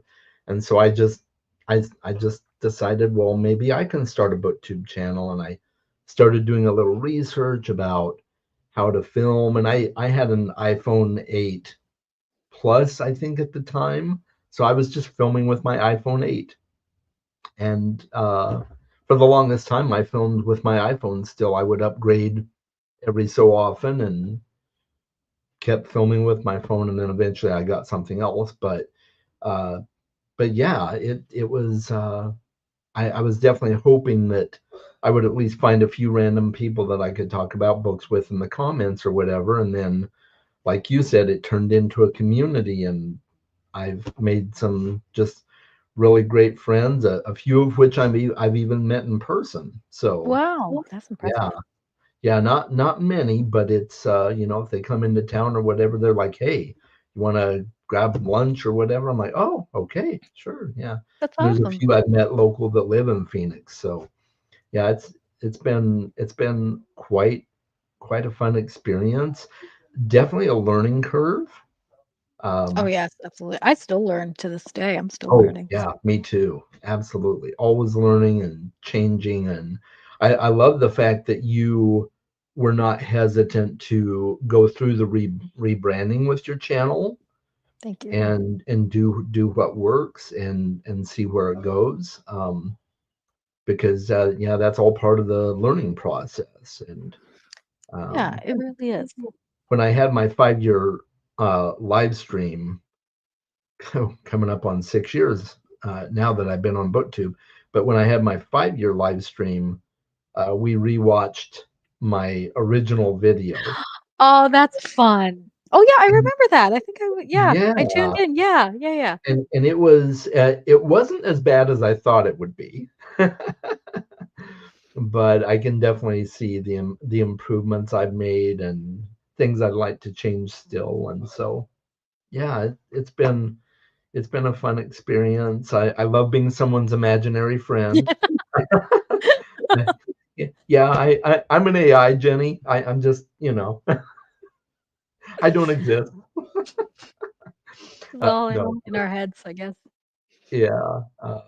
And like she says, there's no right way to booktube. Absolutely. Yeah. And that's something we're all learning, and we all Yeah. learn. Yeah. And she's done booktube as well, by the way. I'm just plugging Jenny in case you want to check out her channel. No? She's awesome. Um, but yeah, it's been a good experience. Looks like Darkstar came from the gaming side. Okay. Mm, Gave me the confidence and pushed you to start your own channel. Okay, that's that's cool. awesome. Hey, that's a good Uh, story. I like and you that. kind of pivoted towards books. That's awesome. Yeah. I've been considering a bit of a pivot, but I keep going back and forth on it because I like talking about all different kinds of stories, including movies and TV. But it's when you get drilled into a specific niche, Yeah. it's hard to expand that because I worry about losing my audience and stuff. There are there are some times when I've done a dual review for the book and the movie. If I Mhm. read the movie and or read the book and then watched the movie, like I did that with The Shining. So I've got a few of those movie reviews out there, but specifically tied to the books that they go along with. But I've thought about maybe adding an extra day to my channel and even renaming my channel, but I don't know if I'm ready to do that yet. I don't know how Alright. well it would go over. Yeah. Uh, I think it kinda depends on the degree of a rebranding. Like, for me, like, my rebrand, I was still at a core, like, a horror reader, and it's mhm, just I knew that my earlier stuff I was kind of working with where I was now, and I work where I am now. mhm, Um, but, like, the early stuff where it was, like, a bright white, like, living room and, such high contrast and everything was, like, um, fun and, bright and, like, a lot of bright colors. I knew that I couldn't have a background like this with horror at the time. So yeah. when I started off, I actually took a lot of inspiration from, like, the curious creations of Christine McConnell, if you've ever heard of Oh, that. Christine no, McConnell? And she does a lot she's not a booktuber, but she does a lot of, like she's very, like, funny and very, like, feminine and everything, but there's a dark, like, creepy side, but very warm and welcoming at times. Kinda Mhm. like a I almost think of it like a kind of creepy Bob Ross in a way, like that Oh, kind of, like, yeah. juxtaposition of something really warm and welcoming, but then also very, like, a little edge there, like a little cut because it's a horror. Um, Mhm. and so she's very creative. She does, like she had her own, like, Netflix show, and so when I knew that I had these bright white walls and like this all these colorful books, that's kind of where my starting out point was. That's where I got the Mhm. confidence because I'm like, okay, I know the image doesn't really go with horror at this time, but that juxtaposition and that contrast can actually work for me at the time. And it did. It really, really did. Mhm. Um, but then when I moved and I didn't have, the same environment, and I actually found something that works a little bit better with, like, the darker side of books and kinda the creepy, like, with the dark tones and everything like that. And so I kinda knew that I'm like, "Well, you can't you have to kind of rebrand a little bit." Like, Yeah. the bright and, kind of, like, girly side of it at the time, worked for where I was then, but now it just it's changed, I've grown, I'm in a different stage of life, and so then that kind of was reflected in my rebrand as with BookTube as well. Okay. Yeah. Yeah, yeah, that's great. I get that, and I definitely liked your original aesthetic. So one of the things, this may sound cheesy, but one of the things that initially like really um, sparked my interest when I watched your videos is your intro. Oh, yeah. Hello, and "Hello, I'm welcome." just Yeah. like, wow, hello, nice Yeah, to meet you, kind of thing. exactly, That very, was like, in really your face, cool, and yeah. your energy. You still have a great energy in your videos, Thank by the you. way. But yeah, the energy you had in those videos really came across strong in a good way, Yeah, and so yeah, so that and I just kept watching every time I saw yeah. you pop up with a video. So Thank yeah, you. Yeah, but um, that again worked very well with the aesthetic of that time, that kind of mhm, like very friendly, kind of, bubbly type of like atmosphere because it matched where I was filming and what the yeah, access was. Now I can still do that and I do sometimes have that, personality, but then I yeah, also have the ability like my last one where, there aren't any jokes. It's just, pure horror knowledge. Um, yeah, uh, but this type of background kinda and this type of brand gives me the flexibility now to do both. Whereas yeah, before when it was all like the bright white walls and there weren't any bookshelves in my home, um, mhm, I was kinda limited to how to make this interesting. So mhm. I knew I had to kind of lean into "Hello, welcome. Oh, and by the way, do you wanna talk about a serial killer?" And, that type of energy because that's what worked at the time, and that's where I was learning also about BookTube and about what we Yeah, did. And now that I've moved and I've changed, I don't have a fear of changing up kinda my channel a little bit because I know that at the heart it's still about books, and I think yeah, a lot of right, that's where a lot of people go wrong with rebrands, is that they kind of forget the core of why people were watching in the first place. The actual right. dressing up of it, whether it's like the stark white walls or like the dark wood paneled office, doesn't really matter as much as long as you're still keeping with the central message of what they came for. Yeah, I wholeheartedly agree with that. Yeah, yeah, definitely. Well, I may look into it more, but I'm still wholeheartedly mostly devoted to books. But every now and again, I'm like, there's a really great story in that movie that I would love to touch on, and so Yeah. Have yeah, you ever thought of making like a second channel for that? I have, and I actually have a second channel, although I haven't utilized it really at all. I like it's not public or anything, but I have it created, but it was for something else entirely, and Oh. I could technically go back and reuse that, recycle it to more of a movie channel and stuff. I've thought about it, but I know several booktubers who've done that, where they've branched off and they do, like, movie reviews or, group yeah, watches and things like that. It's a different audience, but yeah, they've been very successful with it too, so Hmm. Yeah, definitely. I have seen it work well, so I might do that. I right now with my job and how busy life is, I can really only maintain the one channel right now, but Yeah, maybe one of these days. maybe, Yeah. maybe. Uh, Jenny says Well, you got she's one done. subscriber one way or the other if, if that happens, so. Oh, cool! Yay! That's good to know. Uh, Jenny's done 3 videos and then ran away until you get up the courage to make more. I get Yeah, that. I get yeah. that. But it's She's all done learning. great shorts and stuff too. Sorry, go Yeah, but ahead. it's all learning. It's all a learning process, you It know? is. Yeah. Darkstar asks if you could only save 5 books from your collections and the rest would burn, which would they be? Oh, this is a hard question. Oh, I know. I hate even thinking about that question. Ah, eesh. Oh, Yeah, Lord. that's good. So I think for me, definitely Revival, Okay. because my dad actually gave that to me as a Christmas gift, and that's what started getting me reading. And so, like, I have very good memories attached with that one. Hmm. Um, Probably my exclusive edition of Tender as the Flesh, because that's a phenomenal book.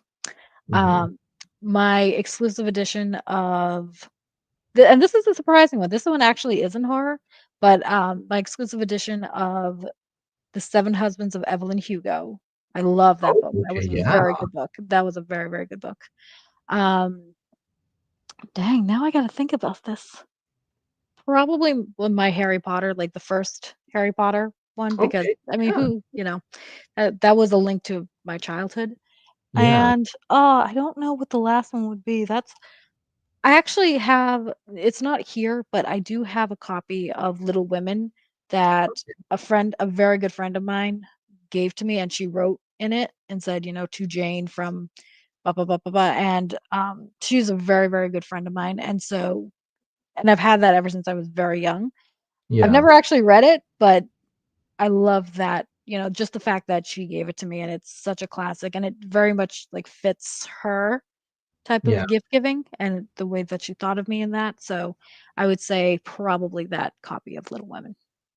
Okay. How about Ah, you, Chaz? that's a good list. Oh boy, so many. So I do have to say right off the bat, uh, in that kind of scenario, realistically, I would let them all burn because there's other Oh, there. Chaz! Well, there's other things that are more important. That's true. I'm gonna save my people and my cat, but That's true. That is true. I thought that was hypothetically, assumed. I thought that yeah, was that's true. It should be assumed. assumed. Yeah, Okay. yeah. All So right. I Because think now, if I now it makes me sound like, forget oh everybody. no, I'm just no, going you're to my books. well, you are a horror book That's tuber. true. No, I'm That's true. kidding. That's true. That'd Um, actually be very on brand. no, I'm teasing. But yeah, if I had to pick some to save, um, I would definitely save. So I have two really, really fancy schmancy editions. One is the Night Circus and one is the Starless Sea by Aaron Oh, Morgenstern. nice. I don't know which one of those I would try and save. If I could, I'd probably save both. But if I had to pick one, probably the Night Circus. Um, I hesitate saying it because of everything that's going on right now, That but is true. uh, Ocean at the End of the Lane by Neil Gaiman. Oh, okay. Interesting. Huh. Yeah, it's actually my favorite book of his, and for the longest time I've said it's my favorite book of all time. I try not to talk about it right now because of Yeah. the whole thing. It's Yeah. unfortunate, but I would. Well, oh, go ahead. I really wanted to read the Graveyard Book back in the day. Like that It's was so one of those, yeah. Yeah, I really yeah. want I didn't get to it, and now I don't know if I will. Mhm. But that was one that, I heard that name probably at the start with the Graveyard Book. Yeah, yeah. It's definitely the Graveyard Book is definitely a good one. Um, I would probably save Lord of the Rings and Dune. And huh, just looking at my shelf here. Um, and then maybe House on the Cerulean Sea by T.J. Ah, Klune. yes. Yeah. Yeah. Yeah. Yeah, those are all really special to me. All my books are special to me, but Yeah. yeah. And That's several of those would be easy to replace too. So, um, but yeah. Yeah, those would be the ones I would try to save. nice. That's a good list. That's a really Yeah. good heartfelt list. Yeah. Um, okay, Lane has to go. Good to see you. And good to Bye. see you. Nice to meet you. Um, my favorite game and book. Yeah. Yeah, I won't be getting any more either. Yeah. And I don't think he'll be writing anymore, or at least not anytime soon, Or depending on at what least not under Neil Gaiman. yeah, right? Uh, oh yeah, he was doing a sequel to Neverwhere. Yeah. Oh yeah, that's right. Oh yeah, was that the one? Yeah, I heard of that one too. But I wanted to read the Graveyard Book more. Yeah, it's kind of a portal fantasy with a the main character is like it's almost like an Alice in Wonderland. It feels like Okay. Alice in Wonderland because he goes from London above to London below, and it's a completely different world. It's interesting. Yeah, it's Okay. a fun book. Yeah, Cool. but yeah, yeah, that was a good question. Wow. It was really good. Kind of stressed me out, but very good. Right, I know. Just thinking about it, I'm like, no, I don't want that to happen. So I think we may have talked about this before. Are you into Lovecraft at all? A little bit. Yeah. Um, I, the thing is, I've read books that have Lovecraftian themes. I Hmm. haven't actually read Lovecraft. I know I feel like such a weird like book horror booktuber now. Be like, I didn't read that one. I didn't read this one, but I have read books that have Lovecraftian like themes and elements, and I've really enjoyed them. Hmm. Revival by Stephen King has kind of a little bit of that element, and that's actually where I Oh. discovered I was like, whoa, this is like really good. And so I was very surprised that I would because I think he does a little bit more like monstery type of like Hmm. stories, and that's not really as much my thing. Okay. But with Revival, you could definitely see that there are hallmarks of Lovecraftian elements, and I Hmm. really enjoyed it in that story. So that kind of pushes me to experience it a little bit more, Hmm. because it was very unexpected for me. But how about you, Okay. Chaz? Yeah, that's really cool. I that sells me on Revival even more now because I love Lovecraftian stuff. I haven't read everything by Lovecraft. I've definitely read some stories of his that I didn't really care for, but I really enjoyed a lot of what I've read of his. And but I read a lot of books that incorporate Lovecraft as well. Yeah, So the Ballad of Black Tom, for instance. I don't know if you've read that one. I started to, but I never finished it. But Okay. I know the references that you're talking about. Yeah. Yeah. Yeah. So there's that one. The Cthulhu Case books by James Lovegrove. Hmm. I don't know if you've read those at all. I've heard of them, but I haven't read them. They're But really good. He writes the voice of Sherlock Holmes so perfectly, so reminiscent of the traditional Sherlock Holmes that we all know and love. But it incorporates Lovecraft, and it's so good. oh, I love that. Yeah, Now, so that's a really fun. Go ahead. do you have any experience with Edgar Allan Poe? I do. Okay, all right. Yeah, So that's I, a I little horror-y, all right. yeah, I love Poe. The Raven, the Telltale Heart. Let's see, Pittman's Model, is that Poe? Yeah, I think it is. Fall of the House of Usher. I didn't really enjoy Fall of the House of Usher, the story itself, Really? Oh, but I thoroughly enjoyed the Netflix adaptation of the Fall of the House of Usher. I was all over that, and I loved the way he did that, I have to say, incorporating a bunch of Poe in different Poe stories into it. That was I love brilliant. that. Yeah, I love it Yeah, when they do that. Mike Flanagan's one of my favorite current working directors. He's He's just phenomenal. He's yeah. really, really good. Oh my God. Did he But do what was the one? Midnight Mass? yes, Yeah, that was. Oh, I've that's watched my all of. I've watched all of his Netflix stuff, Oh, yeah. Yeah. and he's now working on The Dark Tower. Oh, no way, I didn't know that. Yeah, yeah, Oh, he got the blessing from Stephen King to work on The Dark Tower. that's So I'm awesome. like, Yeah. Yeah, there's he a did a really good job with Midnight Mass, like, he that's did. actually my, like, comfort TV Oh, show, yeah, which I know sounds very strange knowing thing, but again, I really like those type of things where it's like a human experience. They are all experiencing this weird thing. They have many different walks of life, and there's mhm, something like really, really creepy about it. mhm, So, um, my family makes fun of me. They're like, "Are you watching Midnight Mass again?" And I'm like, "Yeah." and yeah, so yeah, he did a really good job with that one. he did. He really did, and, I like The Midnight Club as well. Yep, I watched Um, that one. Yep. both, uh, both Hill House and Bly Manor I loved. Yeah, he did such a good job with that. I actually had COVID when, Bly Manor came out, and I remember, like, this it's very strange, but I remember, like, it was so weird because it felt like I had a fever, like, like that kind of, like, disoriented, like, you feel, like, physically like you have a fever, but none ever registered. It was very Yeah, strange. And okay. I remember seeing that scene where she's, like, dragging the man or the child without and she doesn't have the face, and she's just taking, like, one step at a time towards the lake, and for some reason, I in my mind was like, "That's me persevering through this non-fever," and I don't know why, but that's my memory of COVID, to be honest, like, that Oh, image, it was okay. very strange, Yeah, but he did such a great job with all those visuals, all the storyline, it was phenomenal. yeah, he did. Yeah, and I did like Fall of the House of Usher. I just didn't like love it like I would totally read it again type thing. But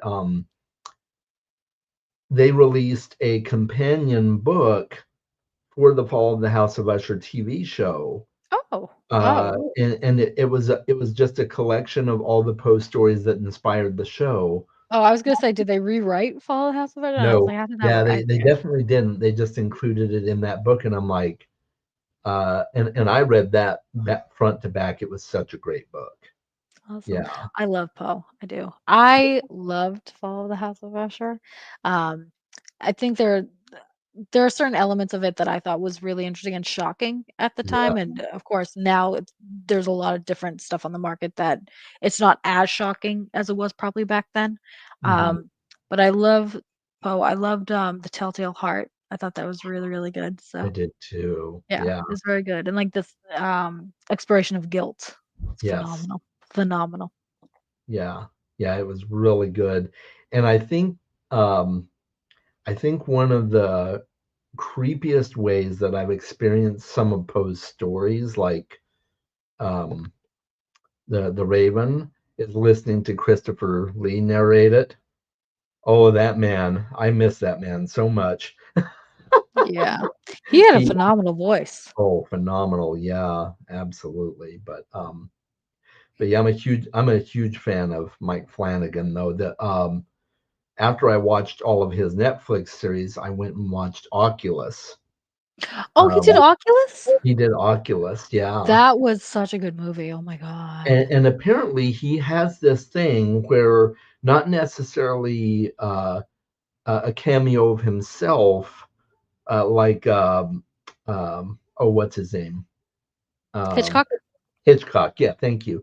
Okay. Not quite like Hitchcock, where he does a cameo of himself, although he was in Oculus. He cameoed in that movie, but he apparently there's a there's a clock in the Oculus movie that appears in his other stuff. So like it appears in Fall of the House of Us. Oh, that's funny. Yeah, or I think it's a clock, or maybe it's a wardrobe. But oh no, I'm sorry, it's the mirror. It's a mirror. Oh my god, Yeah. that I love it when they Oh, do things like that. yeah, it's really cool. It's really cool. So yeah, That's right. So it's kinda like his universe. Oh, that's so cool. I it love is. it when authors do things like that. I love it. Or, whoever creating something does things like that. I do too. Yeah, Christopher Lee and Charles Dance. Oh, Charles Dance is amazing. The first adaptation I ever saw of Phantom of the Opera Oh. was not the musical. it was a made-for-television movie back in the 90s, I think, and Charles Dance played the Phantom. No way. Yes. My goodness, I'm gonna have to look that up. And it was a direct it was more an adaptation of the actual book, Mhm. and it was just phenomenal. Such a great movie, and yeah, he was scary at times as the Phantom. It was really something to behold. But Phantom's my favorite musical as No well. way. Oh my god, Yeah, mine too. I've seen it twice on stage, and I've watched the movie adaptation of the musical who knows how many times. Like, So yeah, So yeah. funny thing, Phantom was actually the first theater production I ever saw, and Oh, I was very little, like I was small, and yeah. so um, my family took me, Uh-huh. and it was back when I don't know if they still do it, but it was back when they took a lot more risks with stage production, and the chandelier was above the audience, and then it came crashing down onto the stage. I don't know if they still do that. I've seen Yeah, adaptations where they just rattle it, and they don't do that type anymore, probably for safety. But I remember, like, those opening lines, the Andrew Lloyd Webber, like, organ, seeing that uh-huh. chandelier, and I honestly think that's probably where my love of, like, the dark and creepy stuff started, because Yes. and I'm a little, like, saying to now that I'm older, I say to my parents, I'm like, "Did you really let, like, someone that age watch that?" Because there are a lot of, like, more dark and adult themes, and they're Yeah, like, "We didn't know what it was about." So, but yeah. I swear seeing that performance on stage actually started my love for creativity, for kind of the darker side of things, the macabre, Awesome. mysteries, and, like, thrillers, and I think that's honestly where that that whole side of my personality was born, is seeing that on Wow. stage. Yeah. That's awesome. I would listen to the Michael Crawford, that yeah, right. I would listen to that, like, every day before, like, school, Mhm. and my family's like, "She okay? Like, is she gonna wear out the tape there?" Yeah. Yeah, but I would listen to, like, my favorite parts before school, and I just yeah. I've never read the book, though. I haven't either. I used to own it, and then I decided I probably wouldn't read it, and I unhauled it at some point. But I think I might try it again at some point just to see if it's Yeah. something I would enjoy because the whole story just captures me. And yeah, I own the cassette tapes, I own the CDs. Yeah. I could be mistaken, but I actually think I recently read that it was based off of real events, that there was Yes, it was. I don't know if that's true, okay, but, I read that as well. that there was a man who would live under the stage, and, Mhm, like, I don't know if he played pranks, or, like, people would, like, not really know about him, but there was a man under the stage evidently, so mhm. I believe. Yeah, I remember reading that too, that Gaston Leroux, or Leroux, sorry, um, was inspired by that. Gaston, sorry. Every time I think of his name, I think of the Disney, Beauty and the Beast. But, um, anyway, yeah, yeah, definitely. That's a really cool backstory for it as well. Definitely. Um, and, uh, there was something I was going to say in regard to that. Oh, just a side note. Did you ever watch Benson, the No, show, sitcom? no. So the main actor in that was Robert Guillaume, Okay. and he. Oh, so Robert Guillaume did the voice for Rafiki in the original Oh, okay, yeah, Magnolia. yeah. So he actually did a stint as the Phantom on, Oh, that's so cool. and he has a beautiful voice. Oh my goodness, just a magnificent. Um, but yeah, there's a lot of there's some stuff from my childhood that I remember just thoroughly enjoying, that I think kind of gave me a love for the dark and mysterious and creepy at times. Like I loved the Dark Crystal growing up. Mm. I loved Labyrinth with David Ah, Bowie. Labyrinth. Okay, so sorry. I will let you continue, but then No, we no, gotta you're go fine. offshoot onto Labyrinth. and then also Legend. Okay. Uh, yeah, like it wasn't until I got older that I started watching stuff with Tim Curry, Oh, and I love Tim found out that Curry. he was Darkness. I'm like, that was Tim Curry. Wow, that was I that know. was that was a different role for him. But The Nosferatu prosthetics had nothing on him. I'm just saying, oh, like, I'm sure, yeah. yeah, But yeah, so I definitely liked. I remember being at a friend's house and watching. I mean, it's not necessarily horror per se, but the Rocky Horror Picture Show, I remember it watching. is. It is. Yeah, There is it some, like, is. creepiness. It's just, it's like comedy, horror comedy type of thing. Yeah, So, yeah, yeah, yeah. I used exactly. to love that too. So I've always Yeah. kind of enjoyed the dark and demented side of literature and entertainment. Nice. Me too. Yeah. That's why we're So friends. right, I know. So you were going to say something about Labyrinth? Okay, so I am a little bit embarrassed to say I have just discovered Labyrinth, like, 4 Oh, months ago.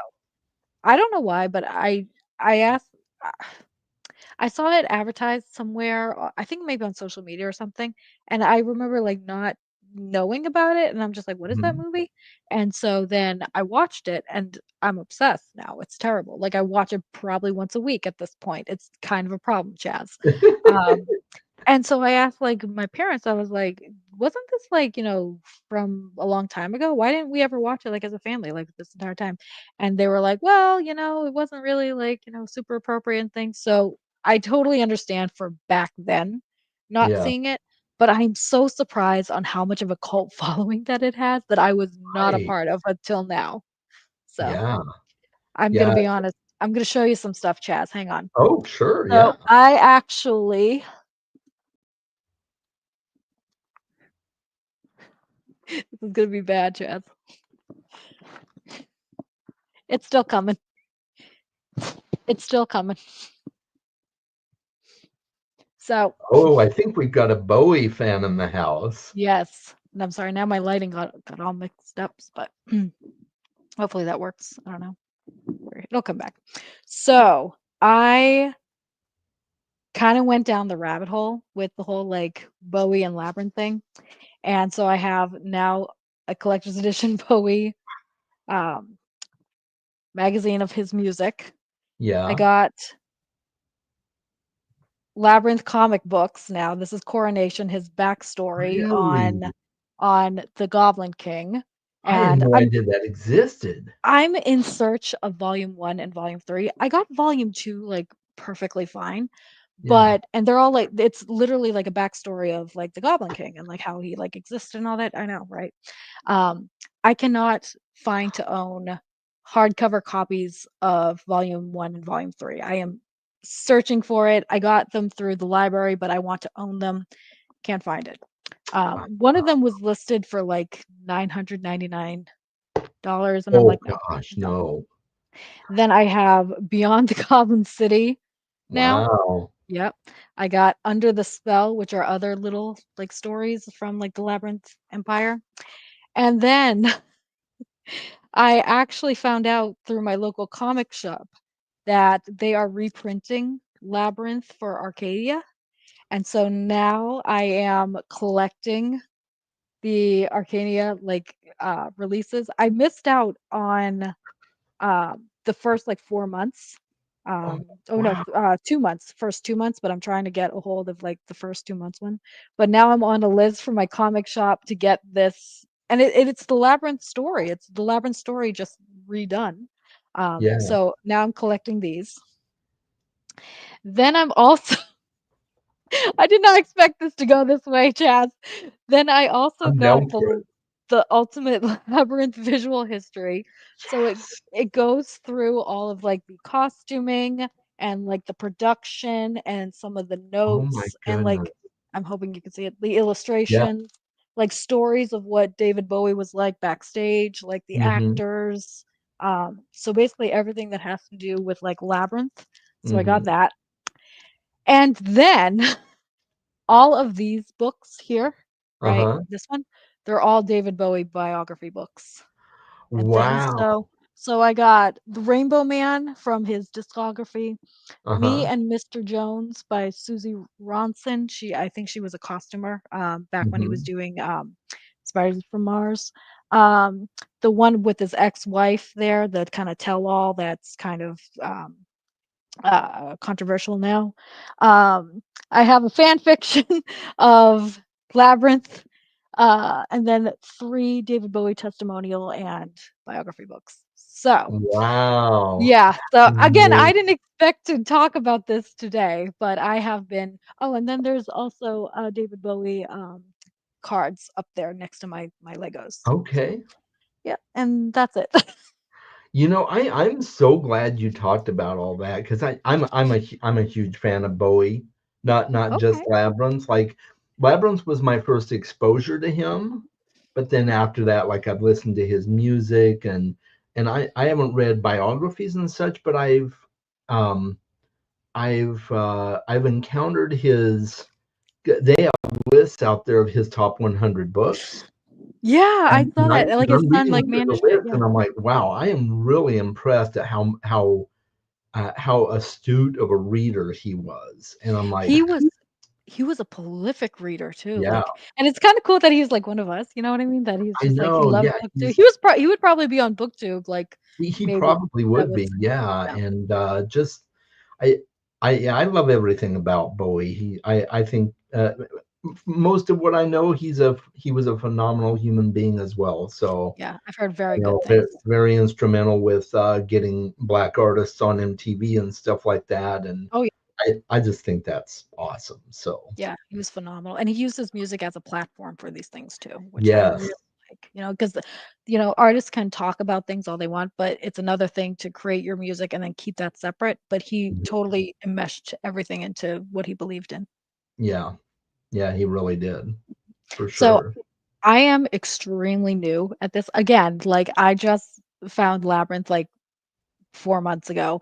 That Hmm. brought me down a rabbit hole into, Bowie and then all that. So I'm still, like, super new to this, like, whatever.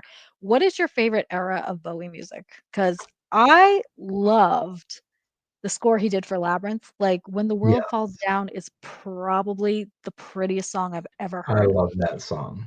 and I want more songs like that. But the Hmm. problem is that I think he only made, like, that one song in that style, and I can't find, like, other music that I really like as much as that. I Yeah, like I like Space Oddity, I think that's really cool, um, but aside from that, like, 70s music really isn't my thing, like, 60s, fair 70s. enough. Some 80s, I don't mind the 80s, but, Hmm. um and I think that's where a lot of his, like, star music came from. So, Yeah. what were yours would be your suggestion, Chaz? Because I 'Cause I'm on the hunt. Oh, I'm a huge fan of Ziggy Stardust. Okay, I really am. I love that. Like that whole album just yeah. And I'm not as well versed in his music as probably some people are, so I'd have a hard time. Like I would know the song if I heard it, but I might not know the exact name of the song or whatever.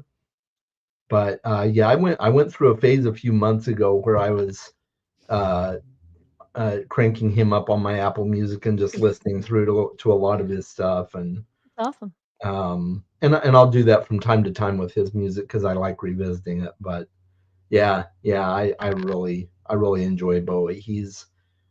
Um, he was such a unique Yeah. performer in every way, He was and ahead of his time. So ahead of his time. he was very ahead of his time, and he was not uh, what's the he was not ashamed to be who he was. I'll put it that way. Absolutely. Yeah, he didn't Absolutely. care what anyone else thought of him. He was who he was. He loved who he loved. He made music the way he wanted to make music, and yeah, it was great.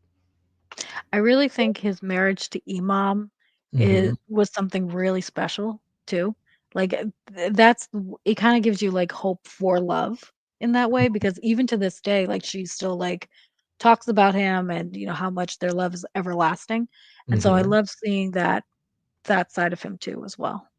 I do too. Yeah, absolutely. That he was such a special person that there are still people who love him as much as Imam does. Hmm.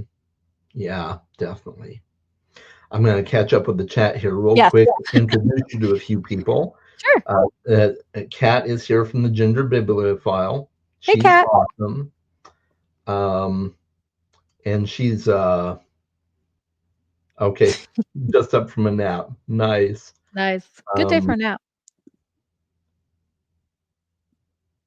oh, get up, put up with some idiots on Monday. We totally know all about that, I think, right?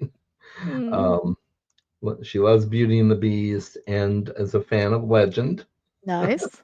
So, Jenny says Labyrinth started her love of fantasy and questionable fictional boyfriends up. Yes. Yes. Right? Yeah, yeah, Yeah. absolutely. Like, yeah, he's definitely one of those problematic boyfriends that Yeah. Yeah. Which I totally understand why, like, my family was like, "No," at the time, but, like, growing up, like, even seeing it as, like, a teenager or a young adult or something like that, then, I understand now, but I think it just kinda grew my love for it now that I'm Mhm. experiencing it as an adult, so. Yeah, absolutely. Um, Speaking of, we were speaking of Nosferatu earlier. From what I understand, the director of Nosferatu is working on a sequel. I don't know how I Um, feel about a sequel, but if they did it right, it could be okay. It's just nobody will ever top Bowie. yeah, that's the thing. I think they're messing with something that shouldn't be messed with, to be Yeah, honest. yeah, Yeah. same. Yeah, I They've don't done think that a lot. There's just some things that shouldn't be messed with. yeah, it's almost sacred in a way, Yeah, it media-wise. is. It is. Yeah, so Um, you fairly fell down the rabbit hole and just made it. Yep, Yep. yeah. Yep. I That's did. I am perfectly proud of that. yeah. Yeah, I introduced my kids to it a few years ago, and they love Labyrinth, and yeah, Mhm. it's a thing. I mean, you can't I can't have children and not introduce them to Labyrinth. It's just a Oh, thing. goodness. I'm not exactly sure when I became dark and weird. I love my Disney and glitter, but also give me skulls and vampires. Yeah, Yeah. and Rice at 13. Yeah, that could do it. uh, Mom was And right. complaining about black shirts. Yeah, I remember my parents complaining about black shirts too. Hmm. It was that era where heavy metal music was of the devil and everything. Oh, yeah, It's just Satanic Panic type of time? Yeah. yeah, very taboo time. Dark Star was introduced to the lovely dark themes age 6. Meatloaf. Oh Oh, yeah, Meatloaf. Yeah, yeah, yeah. oh yeah. My imagination was lit on fire and I've never left. Yeah, I absolutely like. I like some of his other music, but I would do anything for love is just a classic Yeah. by Meatloaf. Just Yeah. such a great song.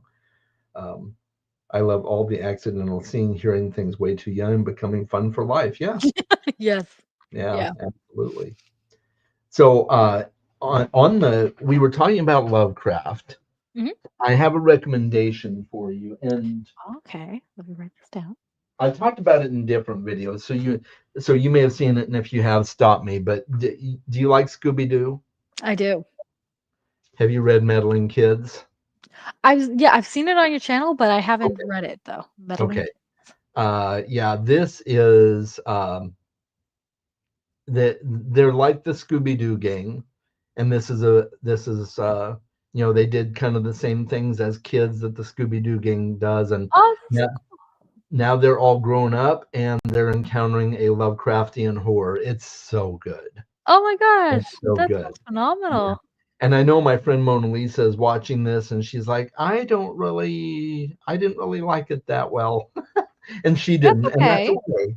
That's That's okay. okay. We don't have to like everything everybody Yeah. else does. I got her to read it and I'm happy about that. Well, she So gave it a shot, so there you go. yeah, but it's yeah, that's a really good one. That's So awesome. Okay, I wrote that down. Meddling kids. yeah. Yeah, definitely check it out. It's a quick read too. It's a short book, so but I it was recommended to me by a bookseller at Barnes and Noble, because I was just perusing the shelves, and she was talking to me, and she's like, so what kind of stuff do you like? Do you like Lovecraft? Do you like? And I told her I'm really kind of getting into Lovecraft at the time, and she's like, I have just the book for you. She went and grabbed it off the shelf, and I went and read it, and I fell in love with it. I love it when that happens like that. Yeah, I love it. So, absolutely. um, people can look for me for, like, recommendations all the time, and I always kind of have to, like, pause and be like, "Well, what do you like?" Yeah, Um, because, like, again, I would, like, recommend Tender as a Flesh to everybody if I could, but yeah, then, that may not work out well, so I'm glad that you got the experience that they actually matched up something that you like and enjoyed. yeah. Yeah, absolutely. They did a really good job, and they recommended another book to me after that I didn't really enjoy, but that's okay. That's okay, I Yeah, mean, yeah, again, because not because I went everybody. back into Barnes and Noble and I sought her out, and I'm like, hey, I really like that book you recommended to me, and then she recommended another one. I'm like, yeah, not it wasn't really for me, but it's okay. At least I tried, right? And I Hey, forget what hey, the good name of it job. was now. I think Reincarnation Blues. Ooh, okay. Reincarnation.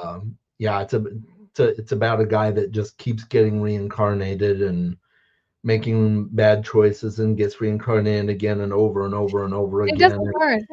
yeah, it sounded like a cool premise, but it just wasn't for me. You might like it though, so Maybe, maybe. yeah, there it is. It could be good for you. So Chaz, uh, I have a question. yeah, sure. How many books do you think you own and how many are unread? Oh boy. Um, well, I know I own. Trying to remember. I think I own like 80 physical, maybe a little more than that now. I own over 600 digital, and 340 of those are unread. Okay. Hey, that's not bad. I mean, that's not bad. Yeah, yeah, Is that it's not. I've heard higher numbers for sure. Oh, yeah. So Is the 300 including like the physical ones, or is it 300 of the digital ones that are unread? 300 digital ones. Yeah, of the ones Okay, on my that's not physical bad. shelf, I've got about 30 that are unread. That's not bad then. That's So not bad yeah, at all, Chaz. yeah. That's And I've cool. knocked some out since I last counted, so it might be less than 30. But yeah, yeah, it's not too bad. That's not But bad at all. Wow. mhm. That sounds like They're a nice. talking about Willow here in the chat. Have you seen Willow? I have not. That's a good one. So, do you know what? Are you familiar with Warwick Davis? No. He played one of the Ewoks in Star Wars, and Oh, yeah.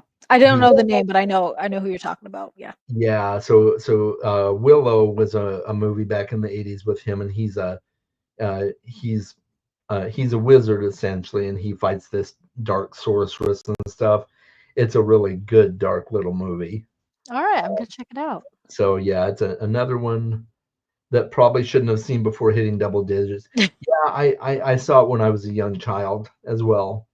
That Yeah, was I think when, that that's been a theme for a lot of people growing up, like, yeah, 70s, 80s, sometimes even 90s. Yeah, yeah. that We eh, know where our darkness comes from, and we love every minute of it. it's funny to think how media's changed though, because now it's Oh, like yeah, now it's very different than, like something like Labyrinth probably would not fly now, you yeah, know what I mean? So, yeah, probably not. You're right. Willow was great for kids. I watched it on repeat with Labyrinth most of my childhood till Jurassic Park came out. Yeah, nice. Jurassic Park's another good one, which I haven't read the book. I haven't read the But book, but I've seen the movies. yeah, yeah, I've seen the movie. Uh, I'm happy not knowing in my Delulu reading world. Yeah, we love that. uh, Jurassic Park scared the crap out of me as a kid. Oh, me too. So, well, I wasn't a kid when I saw it, but I was, I was still young and not used. I wasn't really used to jump scares. Oh, yeah. So that scene in the rainstorm outside the park when he was crawling through and trying to escape and get away with the stuff he stole, and that one little dinosaur comes out, and like he thinks it's so cute, and all of a sudden I'm like, Dad, so whoa, wait a I second. I, I literally jumped out of my seat. I literally did. It was and everybody was looking at me. I'm like, Sorry. Yeah. Didn't mean to. Oops. Who did that? yeah. Oh But gosh. yeah, that was a scary one. My unread digital is more than your whole collection, Chaz. Okay. Oh, okay. All right. Wow, nice. And How how many have you many got? bought, like, yeah, Jenny buys a lot of books, and she's doing good though. She's making headway on her long TBR. That's awesome. Yeah. Yeah, yeah, I have to make headway this year on my TBR. Hmm. So, okay, I have kind of like a story question for you. Yeah. So, can you guess what like childhood movie probably actually scared me the most? Hmm. Oh wow. You're never gonna guess it, but I'll give you a shot. Yeah. I honestly had no idea. I really don't. Okay. I couldn't think of it. So here's the thing. Everyone knows that I like the dark and creepy stuff, right? Yeah. Uh-huh. But there was one movie that I saw that freaked me out so much that I will refuse to watch it to this day. Okay. Okay. Do you take want to take any guess on what it is? Uh, Old Yeller is like that for me. Fair enough. Actually, that's a pretty good guess, to be honest. Yeah. It is E.T. Okay. Yeah. Yeah. It's something about ETs. I don't know if it's the creature. I don't know if it's the sciencey stuff. I don't know if it's the sickness stuff. I don't know if it's something about it freaked me out. Like, and Yeah.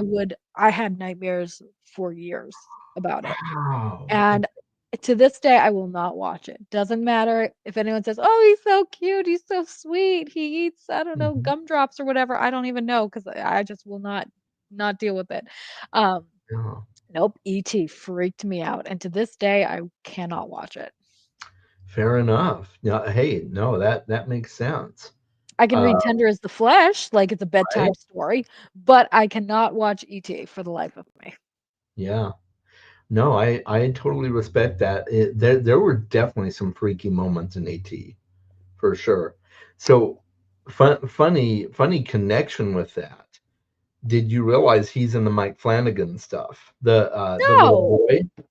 So he is so in Fall of the House of Usher, he is or not Fall of the House. Yeah, well, he is in Fall of the House of Usher, but in trying to remember, so it's in The Haunting of Hill House.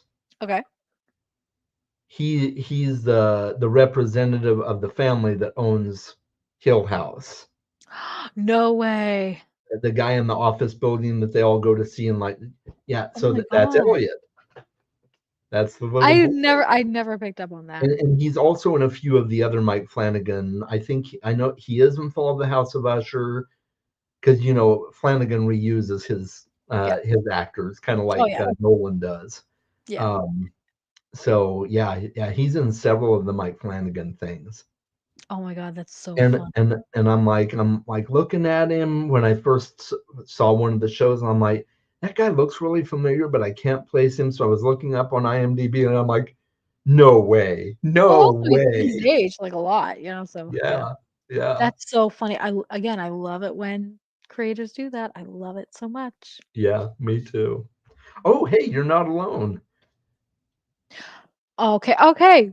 That's the thing. I keep Yeah, getting like made fun of because everyone's like, you read like Stephen King, but you can't handle an alien. And I'm just like, "Mm-mm, nope, nope." I'm right. so glad that I'm not alone because Yep, you're. literally everybody makes fun of me for it. Everybody.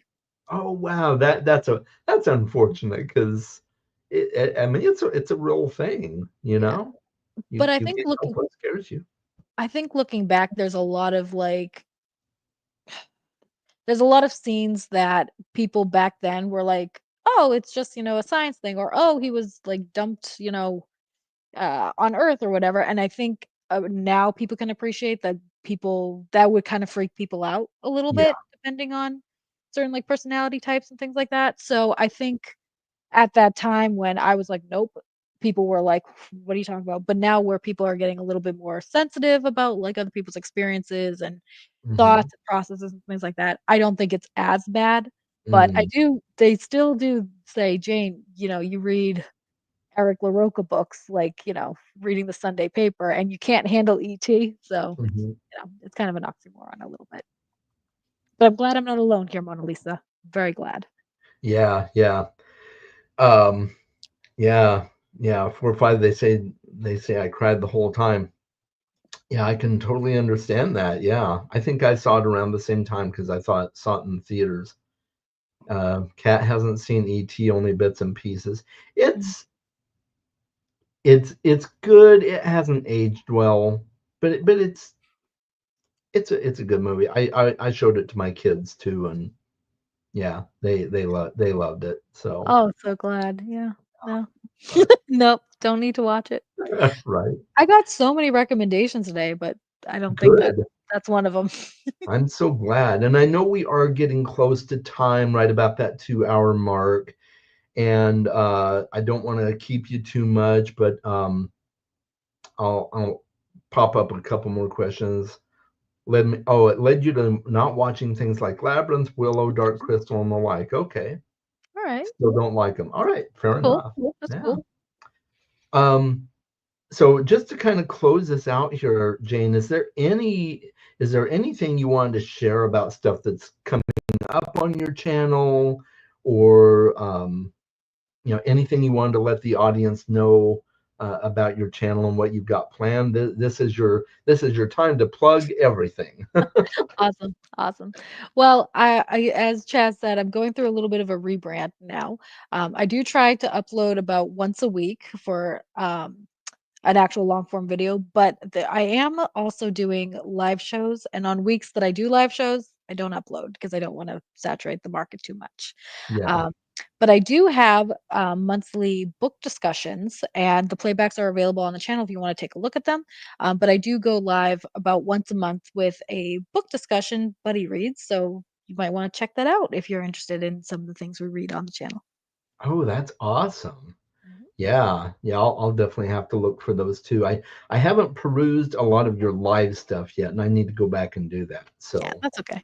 yeah, yeah, especially the one with uh, Tender as the Flesh with Carrie. Carrie, very Yep. literary Carrie. Cool. Yep. Yeah, Yep. I'll have to check that one out. Yeah, yeah. I always enjoy the book discussions and the live shows. So Yeah, definitely. Me too. Me too. All right. Well, I think we'll go ahead and close that out, guys. Make sure you check out Lady Jane and check out her channel. Subscribe if you catch the vibe, and we'll talk to you guys later. And make sure you read more books. Talk to you soon. bye. Bye.